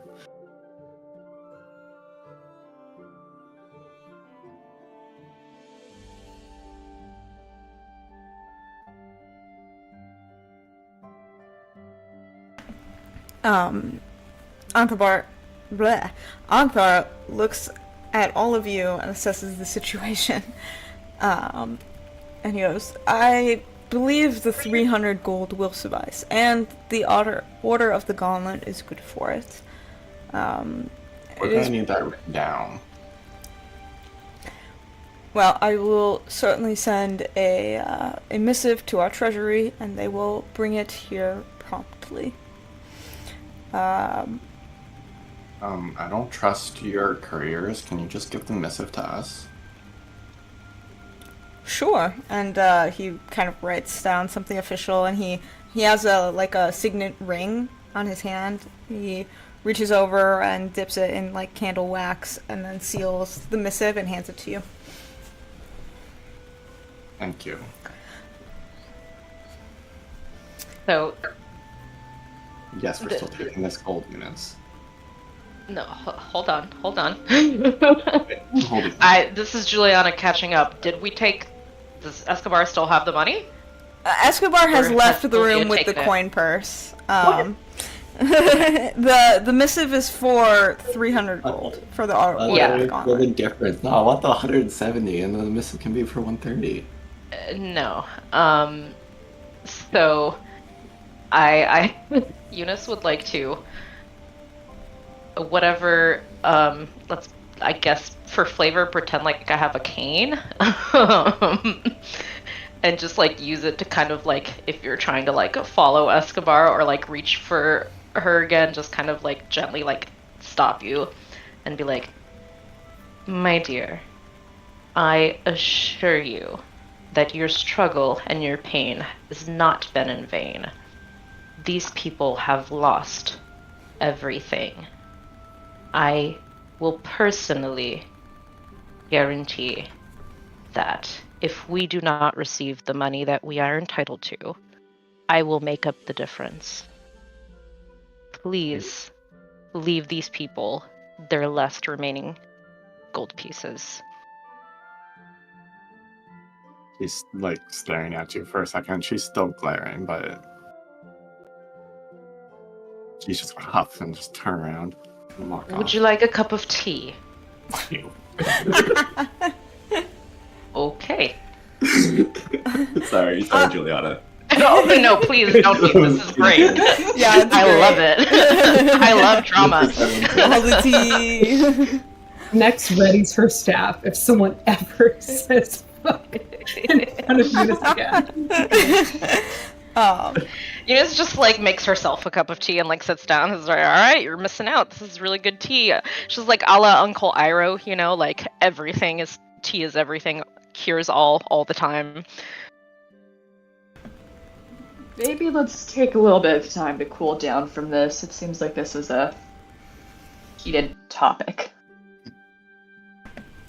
Anthar sips a little bit of the tea. Yes, indeed. But, you know, I'm sure that these cultists, they must have an encampment somewhere nearby to have organized an assault so quickly like this. I'm sure they have many valuable trinkets there, and, you know, of course, Leosin, I think, would be the priority. And I think that should be the goal moving forward. You know, I wish I could accompany you, but I think that it might be best for me to stay behind here at Daggerford and help them rebuild a little bit. Hopefully you guys will be able to return with Leosin as well.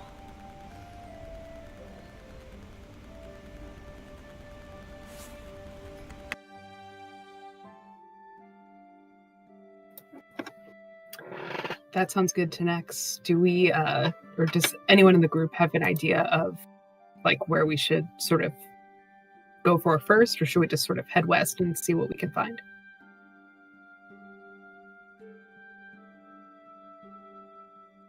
Would Joe, with her focus in dragons, be able to maybe get an idea of where a dragon might go or feel comfortable near here?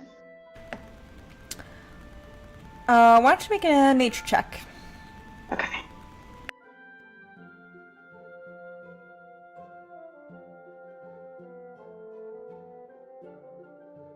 A 14.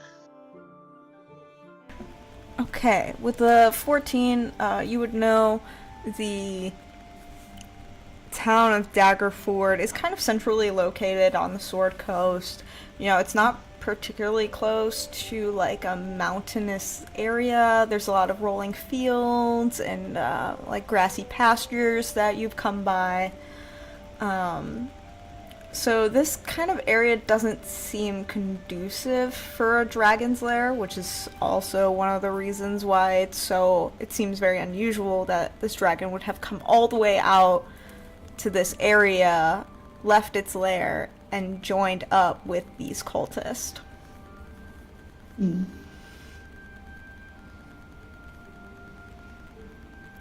So there wouldn't really be like a good spot for like a dragon lair.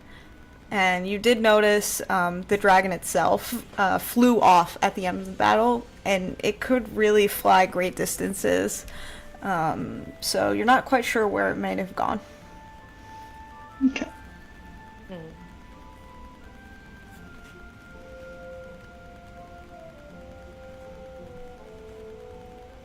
I guess we just pick a direction and walk? Or try and track them? Yeah, a group this large would leave pretty recognizable tracks, especially wagons laden with gold.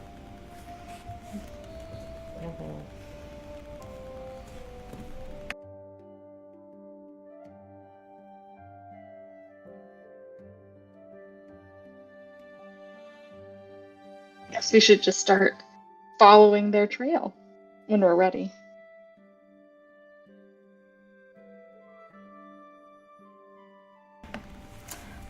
Alright, and with that, Anthar comes up, shakes each of your hands. Please do have the best of luck in finding Leo, and it has been an honor fighting with you all and trying to defend this town. I know you've all given a lot here, but you will be rewarded for your efforts, certainly, by the Order of the Gauntlet. You have my word. And, with that, you guys are free to leave Daggerford. Before we leave, I give Orthan a very strong, squeezy, uncomfortable, squeezy hug. And tell him, it's been wonderful seeing you again, my friends. I wish it was under better circumstances. Indeed. May Cerulali always keep your hearth lit and warm, and my door is always open. And may Helm provide the protection you need on your journey.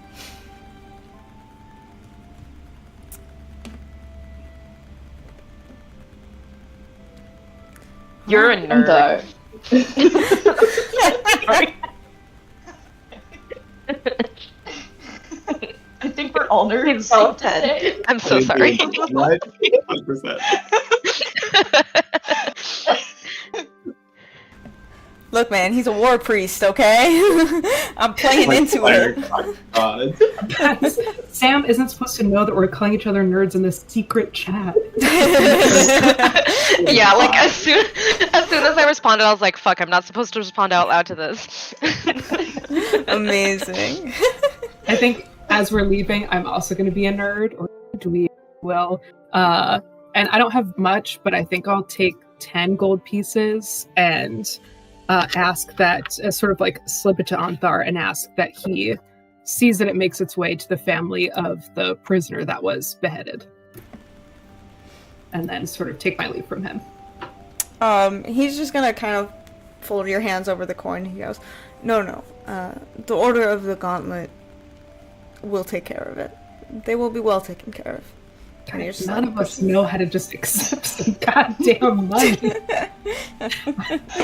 But I won't argue with him. Alright. Tyrell's gonna pipe up in the background. Anthar, would you mind if we talk for a second? Looks back at the group privately.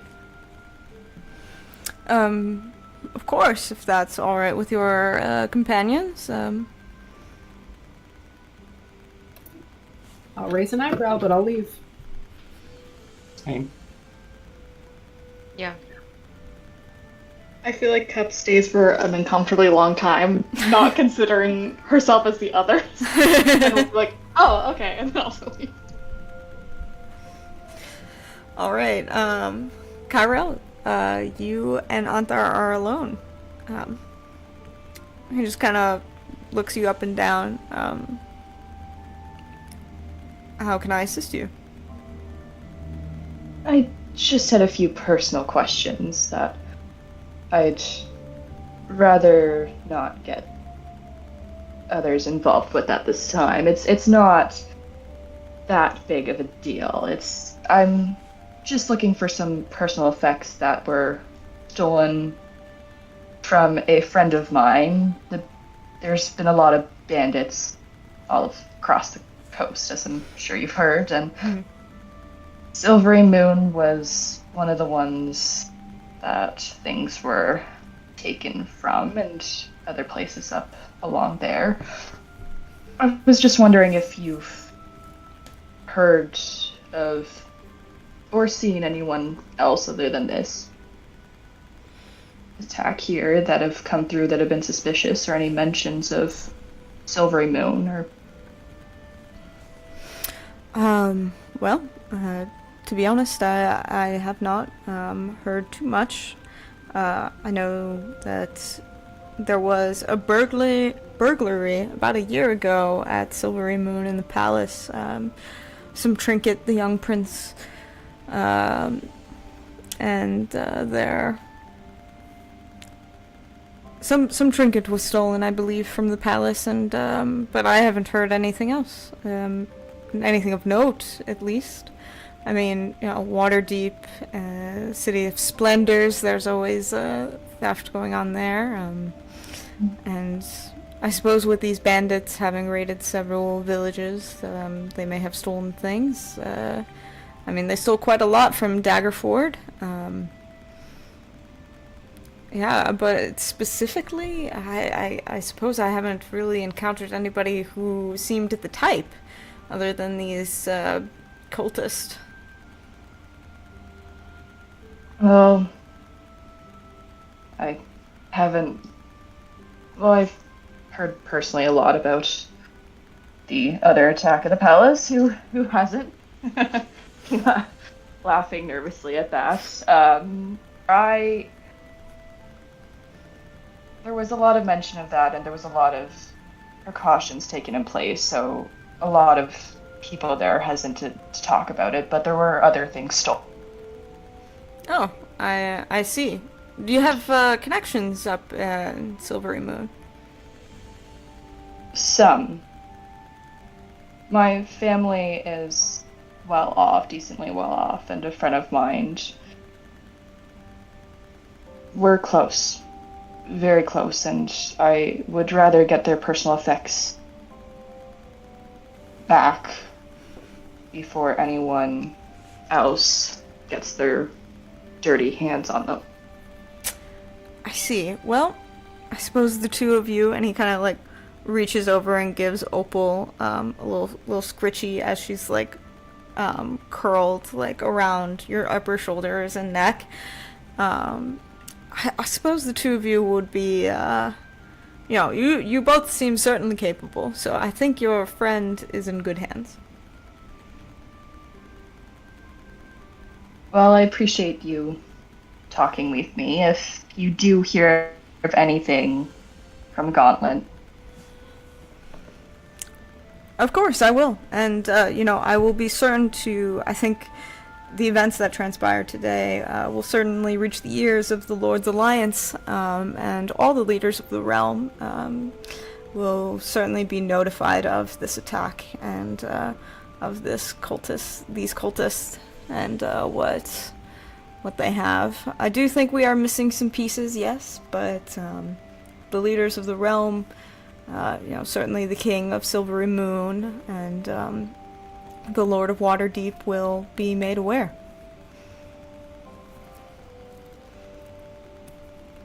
I appreciate it.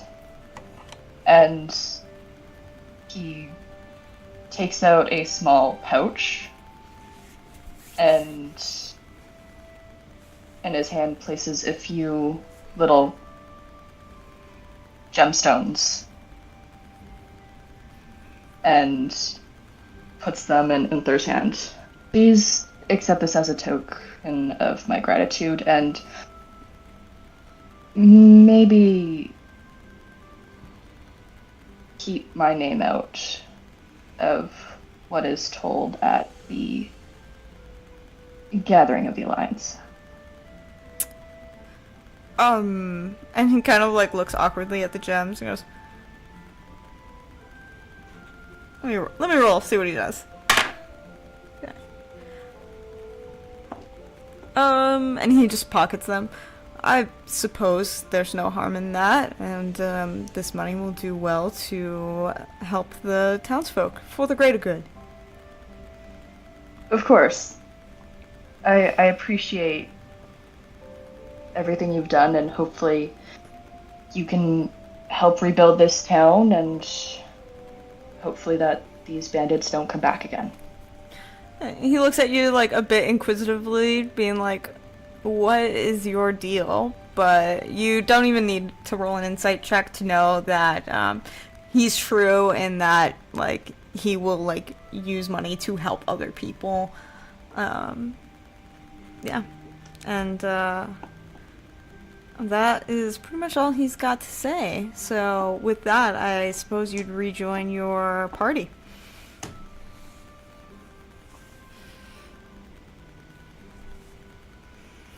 What was that about? I just had a few questions I had to ask. For personal matters. You know him? No, I don't. But I've been on the road for quite some time and trying to put the pieces together on what's been happening with these bandits. Find out anything? Nothing of use, unfortunately. The news of what happened here will be passed along, but hopefully if other word comes of other attacks, comes to the gauntlet, hopefully we'll hear about it.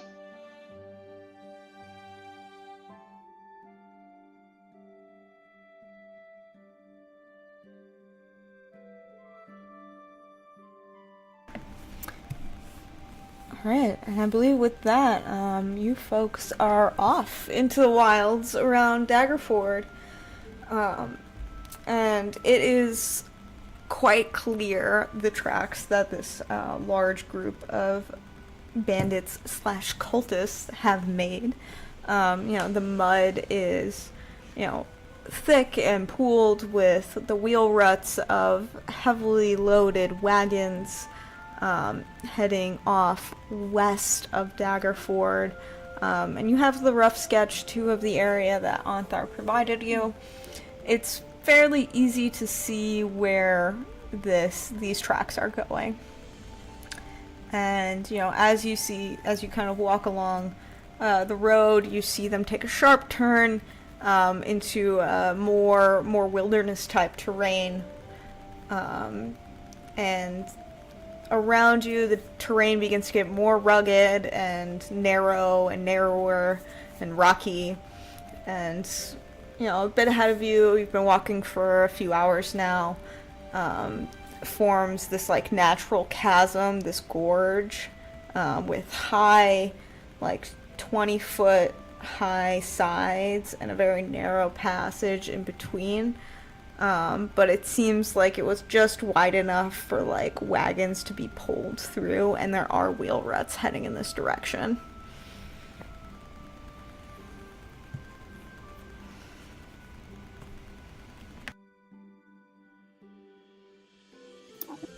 Can we tell like how far behind them we seem to be? Sure, make a survival check.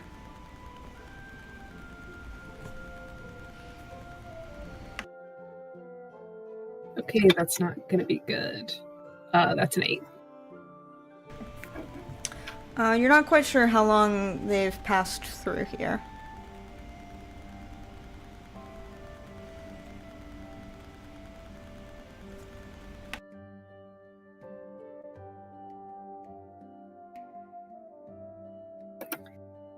I mean, I guess like we keep following. I feel like I'm wondering like if we should start stealthing, or if we'll be able to like kind of get like a little bit closer undetected before we have to think about that.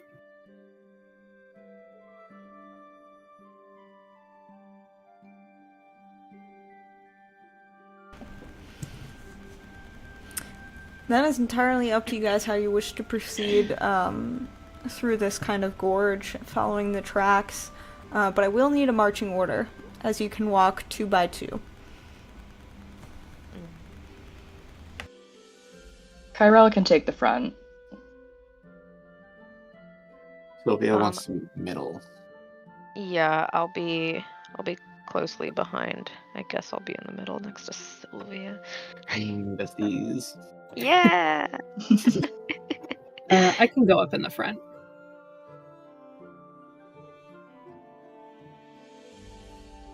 Okay, so that's Kyrell in next, then Sylvia, then Eunice and Cup. Sure. Is that the correct marching order? Yes. Alright, cool.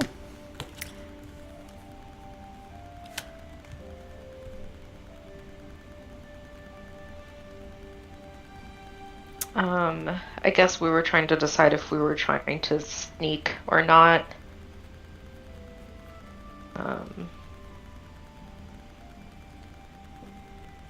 It's hard to tell, but it wouldn't hurt, I suppose.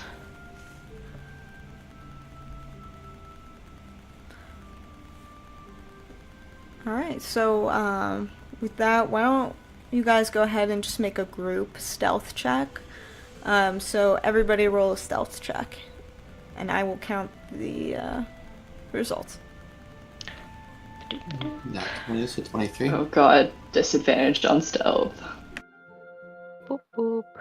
19. I got a 7.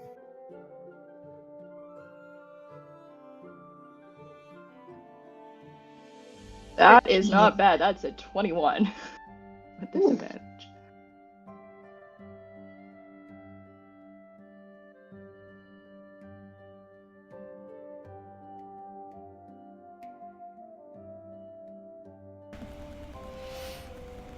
Can I get the rest of those stealth checks? I've got a 19, a 7, and a 21. 13 for me. 13, okay. Sylvia's a 23 with a nat 20. Nice. Okay, cool. Alright. And with that, you guys kind of make your way slowly through this more like narrow gorge ahead of you, following the wheel ruts of the wagons. And Kyrell, you hear it first. You hear like voices kind of echoing in this more cavernous area. And looking up, with the fact that you guys are moving slowly and kind of succeeded on this and stealthing through this area, you know, you look up and you see, like, you hear voices coming from above you, and you see positioned on either side of this gorge 2 very large, like, boulders, like, teetering right at the edge.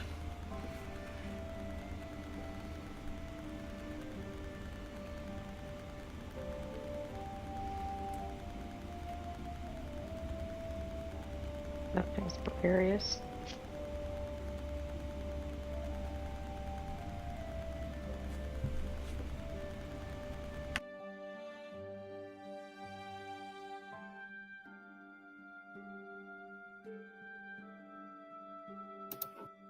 Do we get the sense that, like, if we just keep moving stealthily, that we'll get out of range of anyone trying to push boulders and squish us?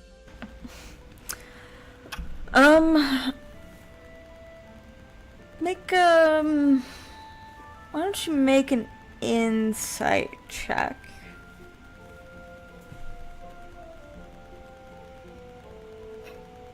Insight, that's a 17. 17? Yeah, you kind of gather from these boulders being positioned right at the edge of the gorge and, like, the voices that you kind of hear whispered talking.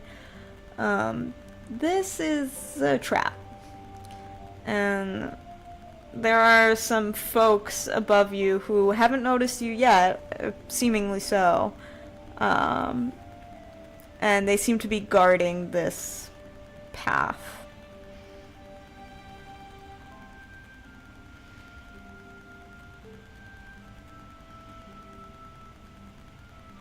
whether or not you can continue without them spotting you is, let's say, roll a dice.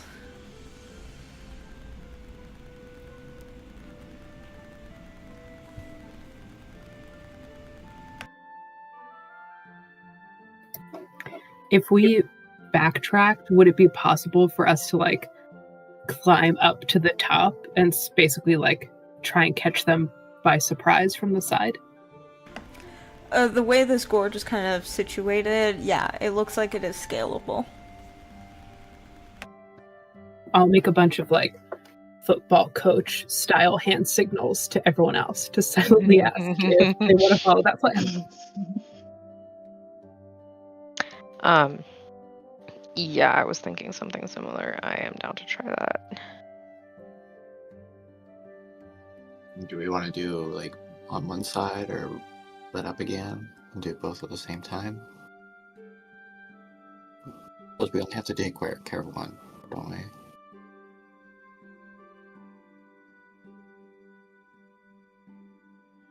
Do we have someone be bait? Well, Sylvia doesn't want to scale anything, so she can be bait.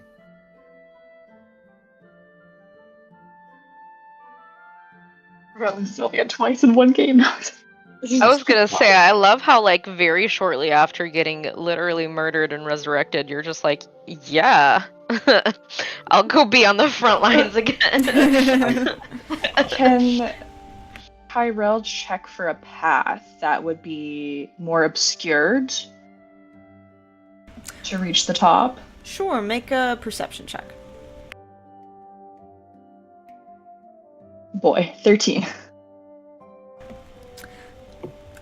Yeah, I mean, with the fact that you guys are kind of moving slowly through here and aware of the fact there's danger, you are able to kind of see, like, a path up the gorge that you think would be, like, safe to climb. And, I will note that you do hear, voices on either side of the gorge. What's the range from like where the boulders are kind of situated, where someone would push it to like the ground where I'd be walking?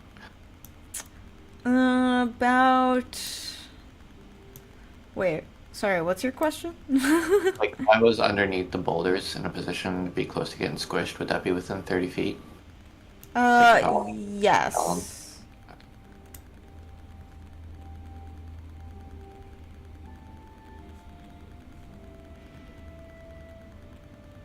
Okay, so I'm good to walk forward whenever you guys are all ready.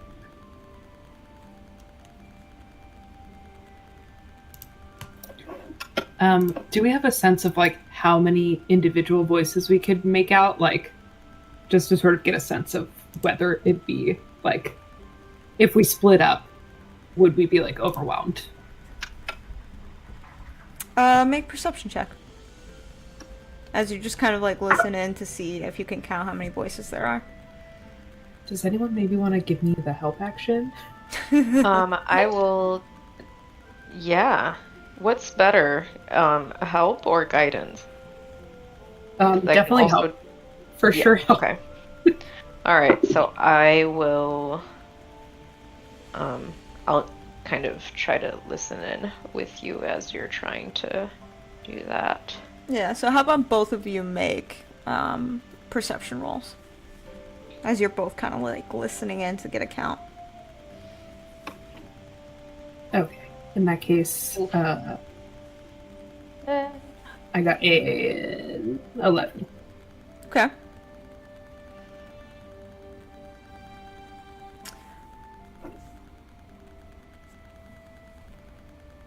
And then Eunice, what did you roll? Oh, 10. 10? Okay. I will say with those rolls, it doesn't really sound like there's a lot of people. You hear like a little bit of bickering, like, fucking, I can't believe we're on rear guard duty. Classic. You gather that if you want to get a full head count, you'll have to get closer. Yeah. Cool. In that case, I'll start moving up, or I Okay. guess to the left. Mm-hmm. Yeah. Kyril will point the path out that Mm-hmm. they think is kind of like the best there. Yeah, and with that, you won't need to make any kind of stealth check with that kind of guidance of, like, seeing solid ground and a clear way up. So next, as you kind of, like, scamper up about halfway up, you do see, like, just over at the top here, there are 3 figures, all humanoid looking, and actually, they look like this. They seem to be wearing like these uniforms. I will send a picture of them in the chat.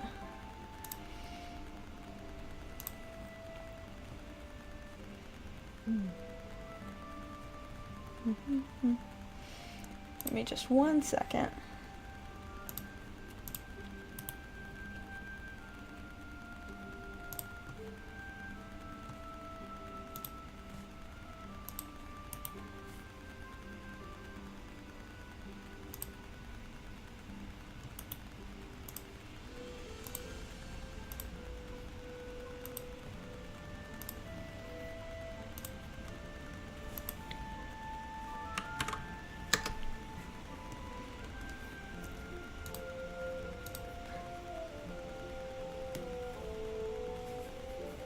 Yeah, so they all appear to be wearing these like simple gray black robes that have like dragon scale paraphernalia on them. Ooh. And they have these like wooden masks that are like, they're not as ornate and carved as like the mask of the warrior Langdorosa.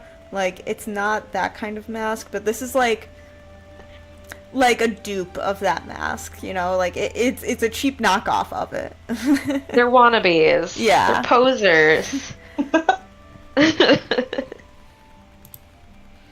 Yeah, and next, as you kind of get up here, you hear these two bickering, like, fucking can't believe we're stuck back here, and Rezmir gets to take all the gold to camp, like, this fucking blows. And then, like, there's this other person that's like, they're a dragonborn, and like a black scaled dragonborn. He goes, shut up, we're on a very important mission, we're warriors of Tiamat, act like it.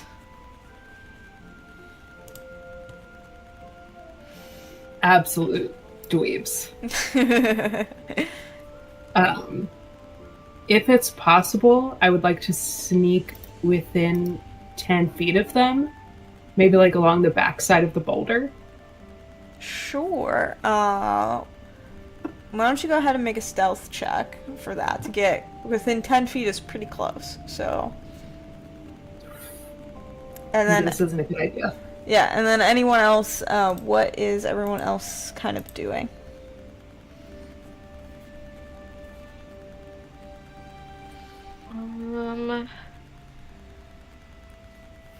I think I want to attempt to get a little bit closer to the other side. Maybe just go up like one level of this cliff to like see if I can get a good look at how many folks are on the other side. How Sure. close do I have to get?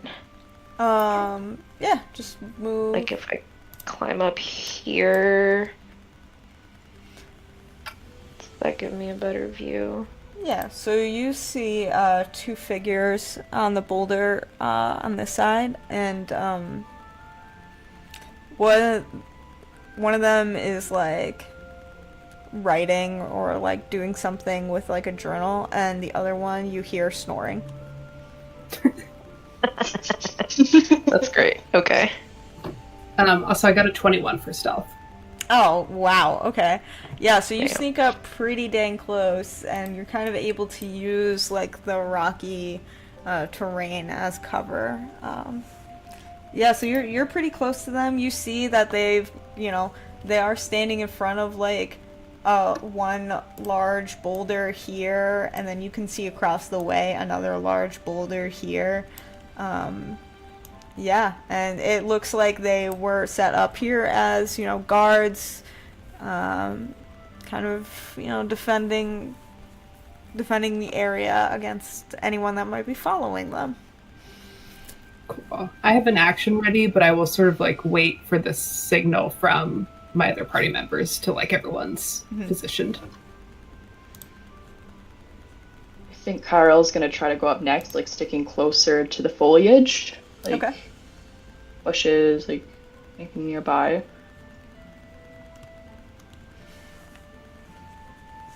Yeah, you can make your way pretty close to the top. I'd say unless you get within about 30 feet of them, you won't need to make a stealth check. Okay. Like right over here. Yeah, that works.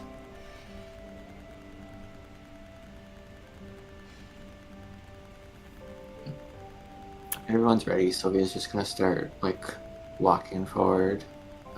She's gonna have hideous laughter ready in case like as soon as things start going down, she'll cast it on this guy. Ready? Okay, sounds good. Once I get within 30 feet. Sure. Yeah.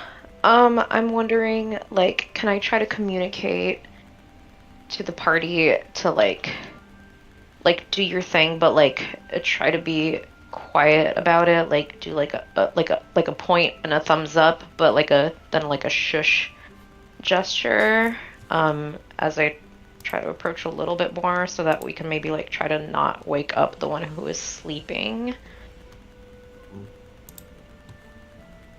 How far do I have to be to 60 feet? Okay.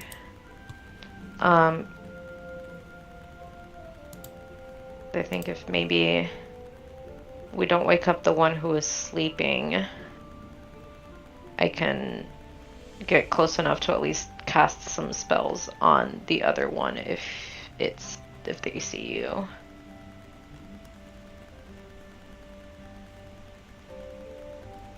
Okay, and Cup, where would you like to position yourself? I think Cup is gonna try and be.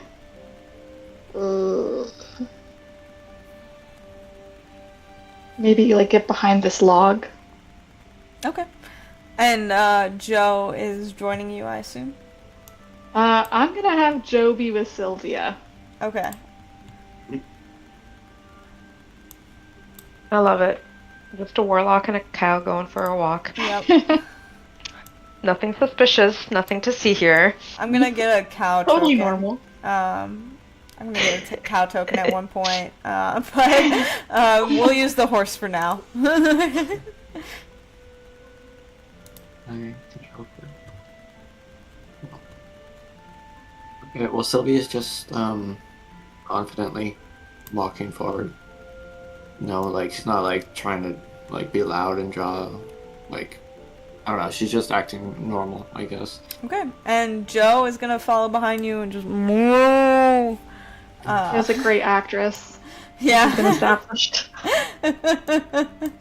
All right, and I will totally let you guys have a surprise round on this. If you would like to initiate any kind of actions. So why don't... Yeah, anybody who wants to initiate an action can do so now. And then after everybody gets a turn, we can roll initiative if it comes to that.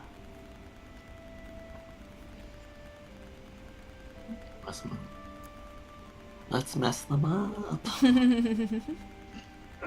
Cup will take a shot immediately. Alright. Damn! Are you hitting the sleeping one? This one here? Yeah, I'll hit the sleeping one. I'm trying to like take him out real quiet, like. Judith looks over her shoulder. It's just like, are you shooting at a sleeping person? This is not okay. Okay.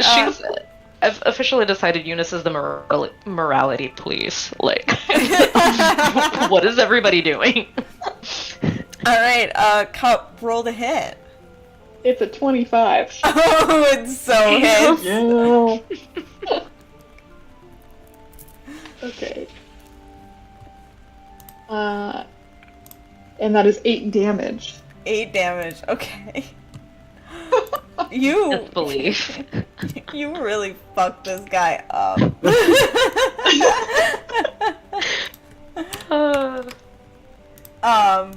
still mad. He's Still a- mad about the whole Sylvia almost dying thing. Yeah, you the arrow. You let the arrow fly, and just like you hear, and like as the arrow like pierces through the side of his neck, and he just begins gushing blood. Still conscious and still alive, but just barely. Oh shit.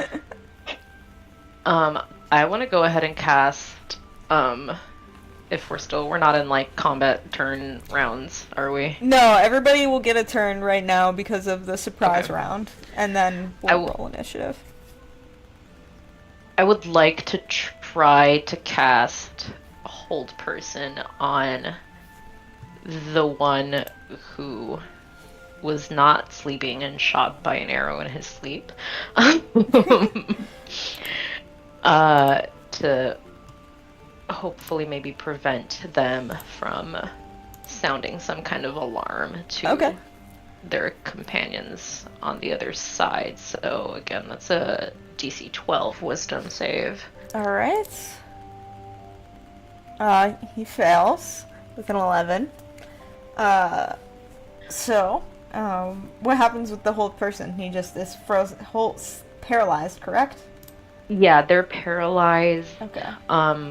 for up to a minute as long as I Oof. can hold concentration. Okay, gotcha. Let me find my token for that.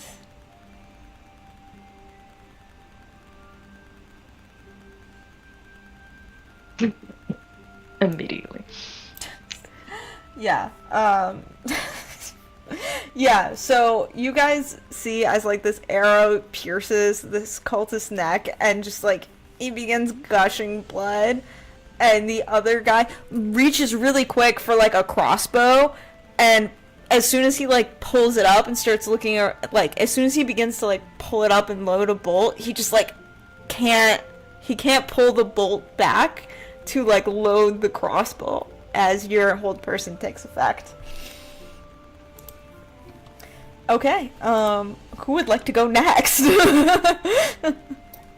I think I will step like up onto the rock and just be like, ugh, yeah, rearguard's the fucking worst. And then I'll like drive my staff into the ground, and I'm gonna cast Earth Tremor at a 2nd level. Okay. Hell yeah. So they have to make a Dex save, what's my spell save? A DC 11 Dex save. Okay. Dex save DC 11. Alright. I want to roll for these two guys first.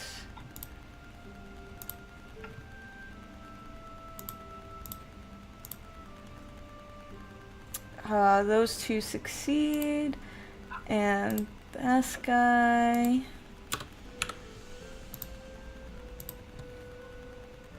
Yeah, all three of them succeed. Okay, cool. Then they don't take any damage, but the within 10 feet of where I'm standing right now all becomes difficult terrain. Ooh, okay, cool. I'm gonna put something down for that. Let's see if I've got a good token. And I'm also just gonna like jump back down.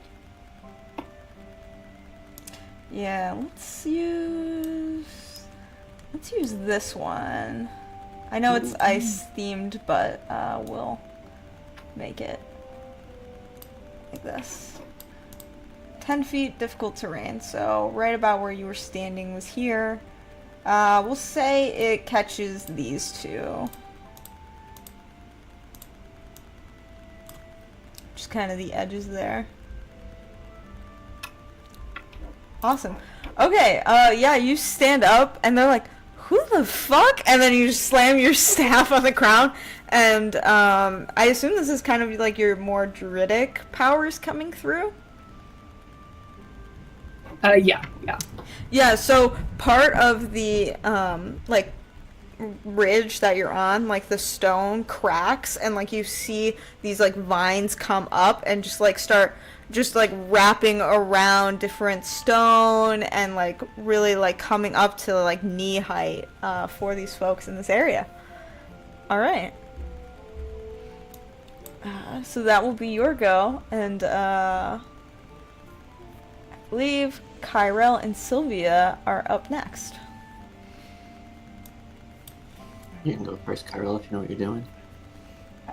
Oh, sorry, one more thing actually happens with that earth tremor. The boulder that was up on this ridge falls and comes crashing down the path. Shit.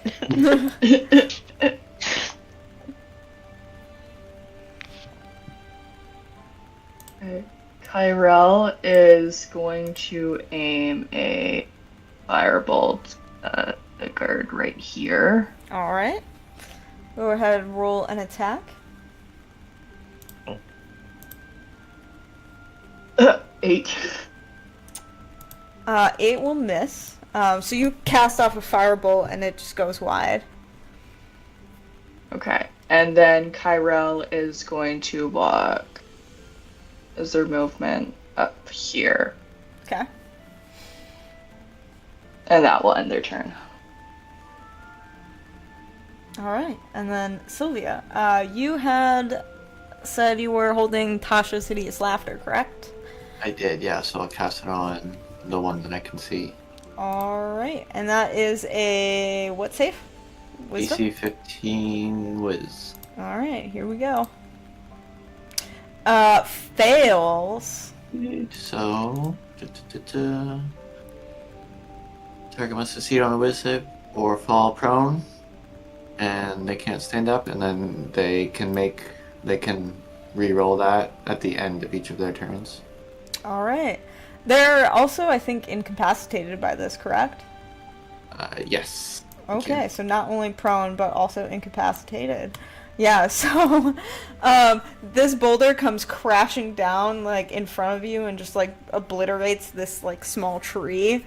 And then you look up and this guy just... and he's, like, looking really confused and starts laughing.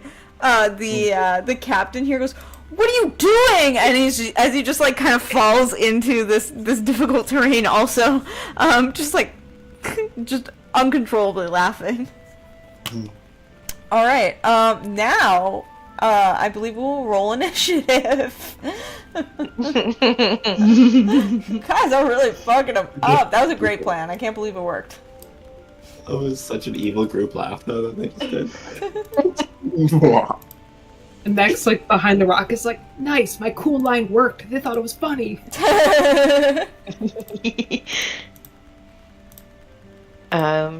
It's a 5 on initiative for Eunice. Alright. Adding all you guys to the initiative tracker right now.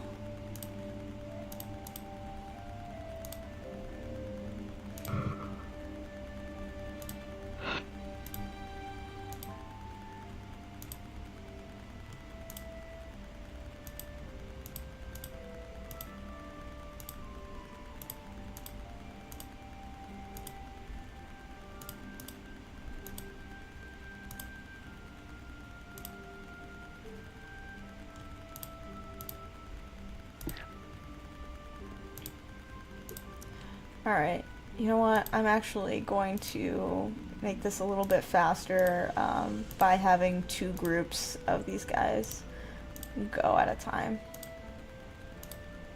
So they'll kind of share an initiative with that. There'll be the captain's group, and then there will be the group that's getting fucked up by Unison Cup down here. Alright.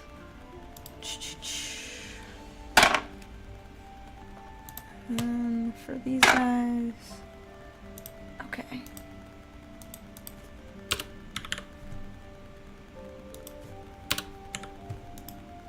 Okay. Cup, you are up first at the start of initiative. What would you like to do? I think the Cup notice if Eunice is like, "What the heck?" after the arrow. That's entirely up to you. I think if she did, she might hesitate and then look at Eunice and be like, should I just finish it? Are we not killing them? Um, you know, I should have put him out of his if you misery at are- this point. yeah, if you are making eye contact with me, I was deliberating earlier whether or not if this ends and everybody else dies, like, I might, like, actually, like, try to save this person so that we can interrogate them. But I guess I can't communicate all of this to you right now. So maybe I'm just, like, doing, like, these finger motions where I'm, like, I mean, you guys can talk. Talking is a free action. Yeah, but I mean, I guess the other ones already know that we're here, so it doesn't matter. I mean, the big boulder crashing down really would have kind of set this Yeah. off. So, I don't know. I guess it's up to you at this point, but it's either the one that is currently being paralyzed is the one that we're gonna hold and question. And you can kill this other guy.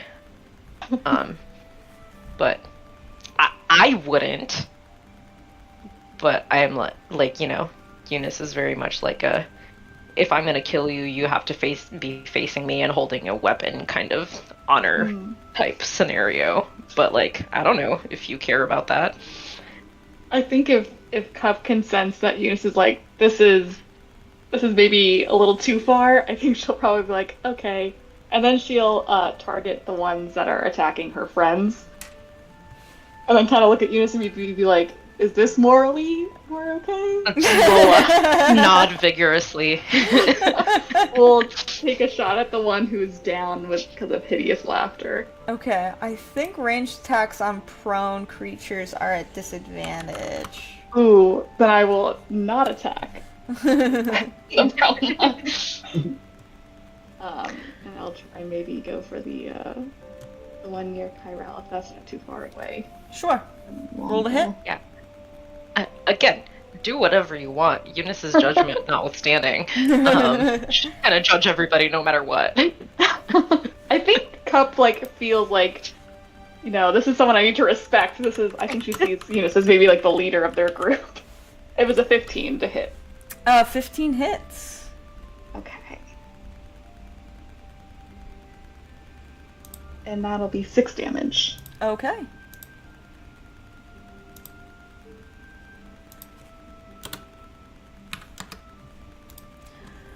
Yeah, so you let this arrow go and it pierces him right through the back, like right underneath his shoulder armor, like leather armor that they've got on.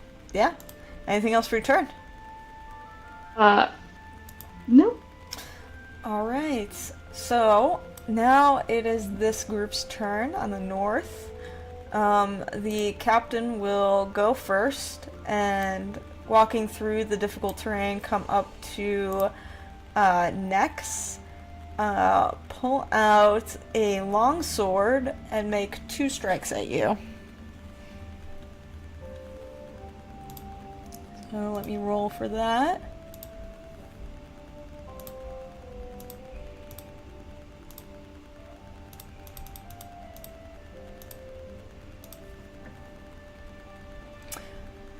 That's an 8 and a 21 to hit. 8 misses, 21 definitely hits. Gotcha, yeah. I don't know why it added my 2 dice rolls together. It should have just did them separately. But anyway, so you will take...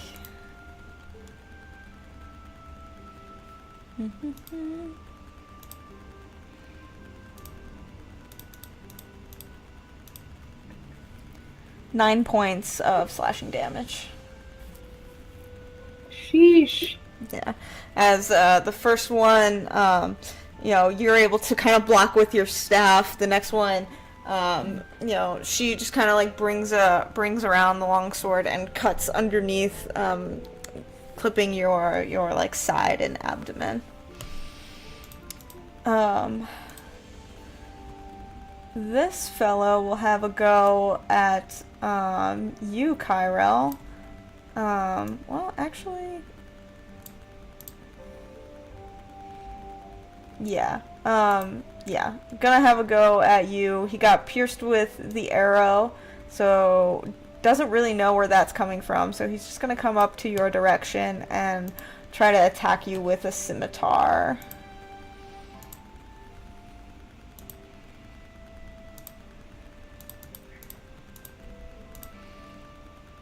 That's 17 to hit. 17 hits. Okay.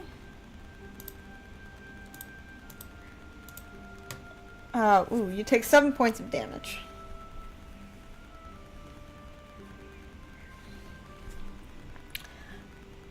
And this fella here is gonna try to break the Tasha's Hideous Laughter. That is a whiz save, correct? Yep. Ooh, Ooh. wow, okay. Natural 20. I assume that beats your DC, Sylvia. Yep, it does. It's at the end of his turn though, so he's still screwed. Gotcha. So he cannot take any other actions, but Tasha's Hideous Laughter is no longer affecting him. So you guys see this captain rush up to Nex. First one misses, second one slashes her, and then he goes, "We're under attack!" As the other guy comes up with a scimitar on Kyrell. And this fellow goes, "I know!" Oh god, and then just like stands up, and that's the end of his turn. Alright, Sylvia, what would you like to do? Is it just normal speed to move between myself and this like half dead person? It's not like climbing stuff or anything? I'd say if you want to do it as normal speed, make a athletics check. That's not gonna work. I don't got much for range. Shoot.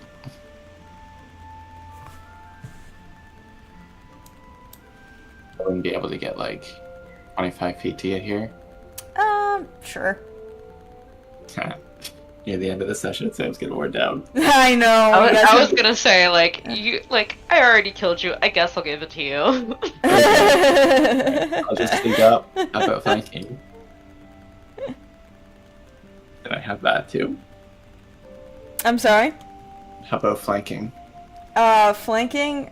Damn, yeah, you would have flanking. Mm. I'm getting a little bit tired. We might have to call it soon. Yeah. Okay, I'll wipe this guy out. So I'm going to use my warlock ability. So, where is it? Hexblade's Curse. So my cool-looking axe, the same black smoke that was coming off, kind of comes by and condenses a little bit more. Sylvia just kind of like, she's whistling like Kill Bill style, and then brings it down. So what this does is any attack that I make against a cursed target is a crit on a 19 or a 20. And with advantage, it should be a pretty good chance. Oh, and I get to use my charisma modifier instead of my strength. I'm just gonna roll and then I'll... Yes, because that is your magical item of choice, was your Hexblade weapon, so... Oh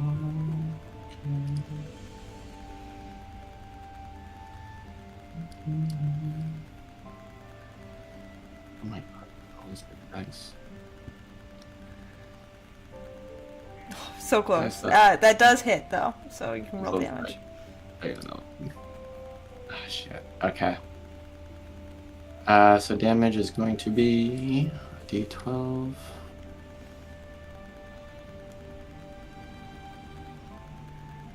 my god. Oof.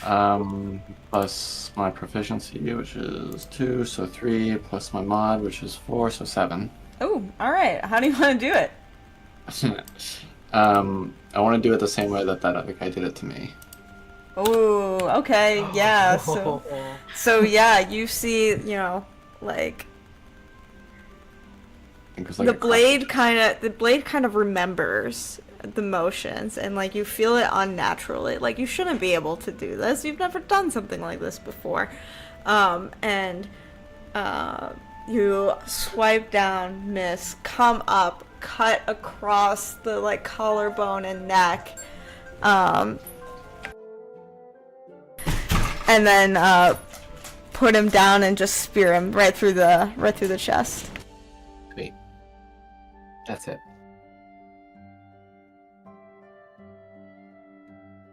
Yeah, and you hear like a voice in the back of your head go, "Yes, slay the heretics." Play.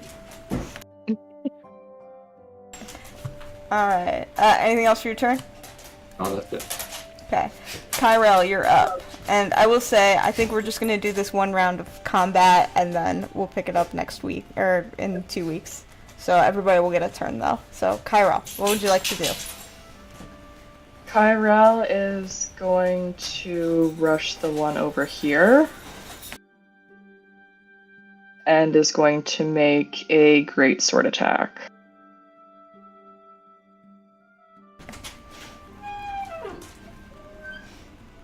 Alright, roll to hit. 17. That hits, roll damage. 10 points of damage. How do you want to do this?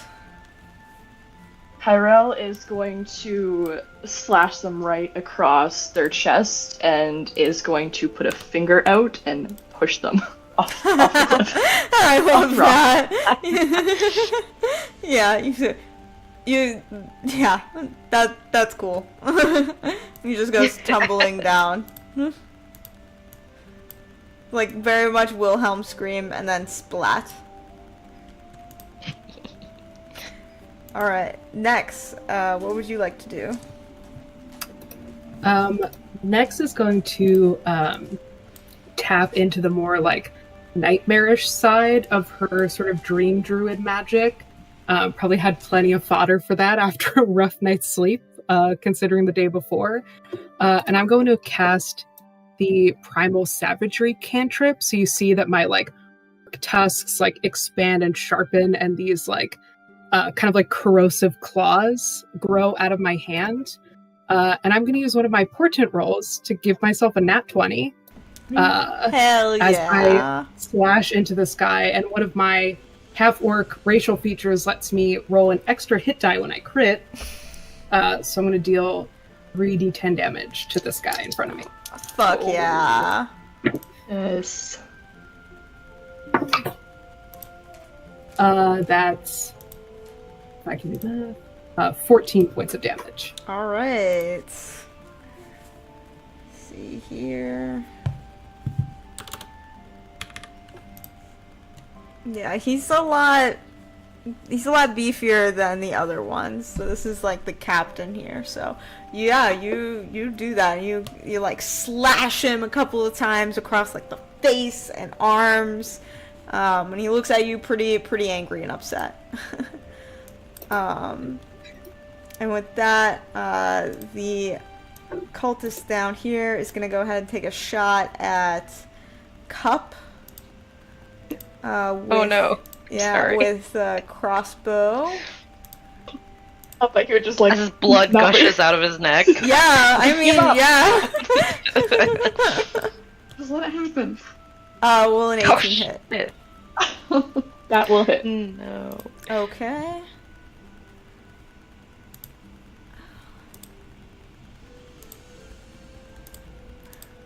It's a heavy crossbow, so you take 5 points of piercing damage.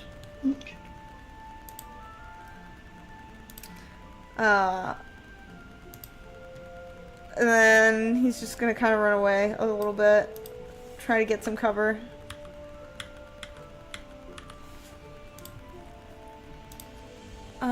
Eunice, what would you like to do? Oh wait, this guy's gotta make his save, right, against your hold person? Yeah, up to 1 minute, so I guess, or 10 minutes, so that's still a thing. Yeah, okay. I believe that's a fail anyway. 12 wisdom. 12 wisdom? Oh, you rolled a 13, so he does save against that. But I believe it ends his turn. Okay. Alright, now it is your turn. What would you like to do? So for... This is a question. Balm of Peace. says as an action, I can move up to my speed, and restore 2d6 plus 2 hit points to creatures within 5 feet of me. Can I use that as my movement action and then still attack? Or is that... It's, like, unclear, because it's saying, like, the action itself lets me move. The action itself lets you move Balm of Peace. But I don't know if that technically counts as 2 actions. Gotcha. Let me see. This is your channel divinity. Okay, hold on. Yeah.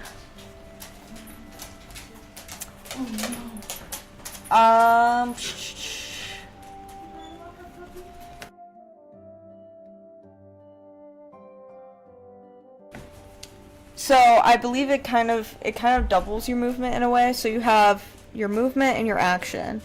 You can use this action. You can use your action to channel your divinity, Balm of Peace, which gives you like that movement as part of the feature, and then also actions. So you can't take any other actions besides the Balm of Peace, though.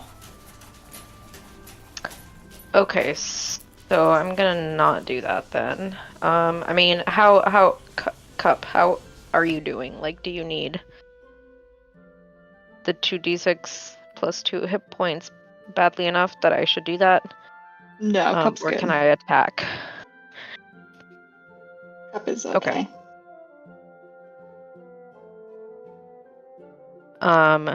Okay, so I'll attack, and I'm still not feeling great about this person who was shot in their sleep, but they're awake and moving now, and they're the easiest target. God damn it. I'm gonna stay where I am, and I'm going to cast Sacred Flame. Alright, and that is a dex save, I believe. Yes. Okay. They fail with a 9. Okay. They have 1 hit point left, so how do you want to do this? Oh. Gosh. So because Eunice is a little bit like torn, she's like in conflict about like attacking this person who was shot in their sleep. So as she casts Sacred Flame, she almost casts it as like a funeral pyre, as a way to like pay respects to this person that's about to die. And they go up in flames, but like in like a very like graceful way, as like she says a quick little prayer to like send them off into the afterlife. Yeah, it's not great for this fella. Yeah, he's just wreathed in radiant white flames. Okay, that is that's the end of the combat round. I lost track of time a little bit with this one, so I'm sorry, guys. But we will pick up in 2 weeks, and I hope everybody has a good night. You too. You too. Thanks, Sam. Thanks, Good night, everybody. As always. Of course. All right, good night. Night. Night, everyone. Everyone. Bye.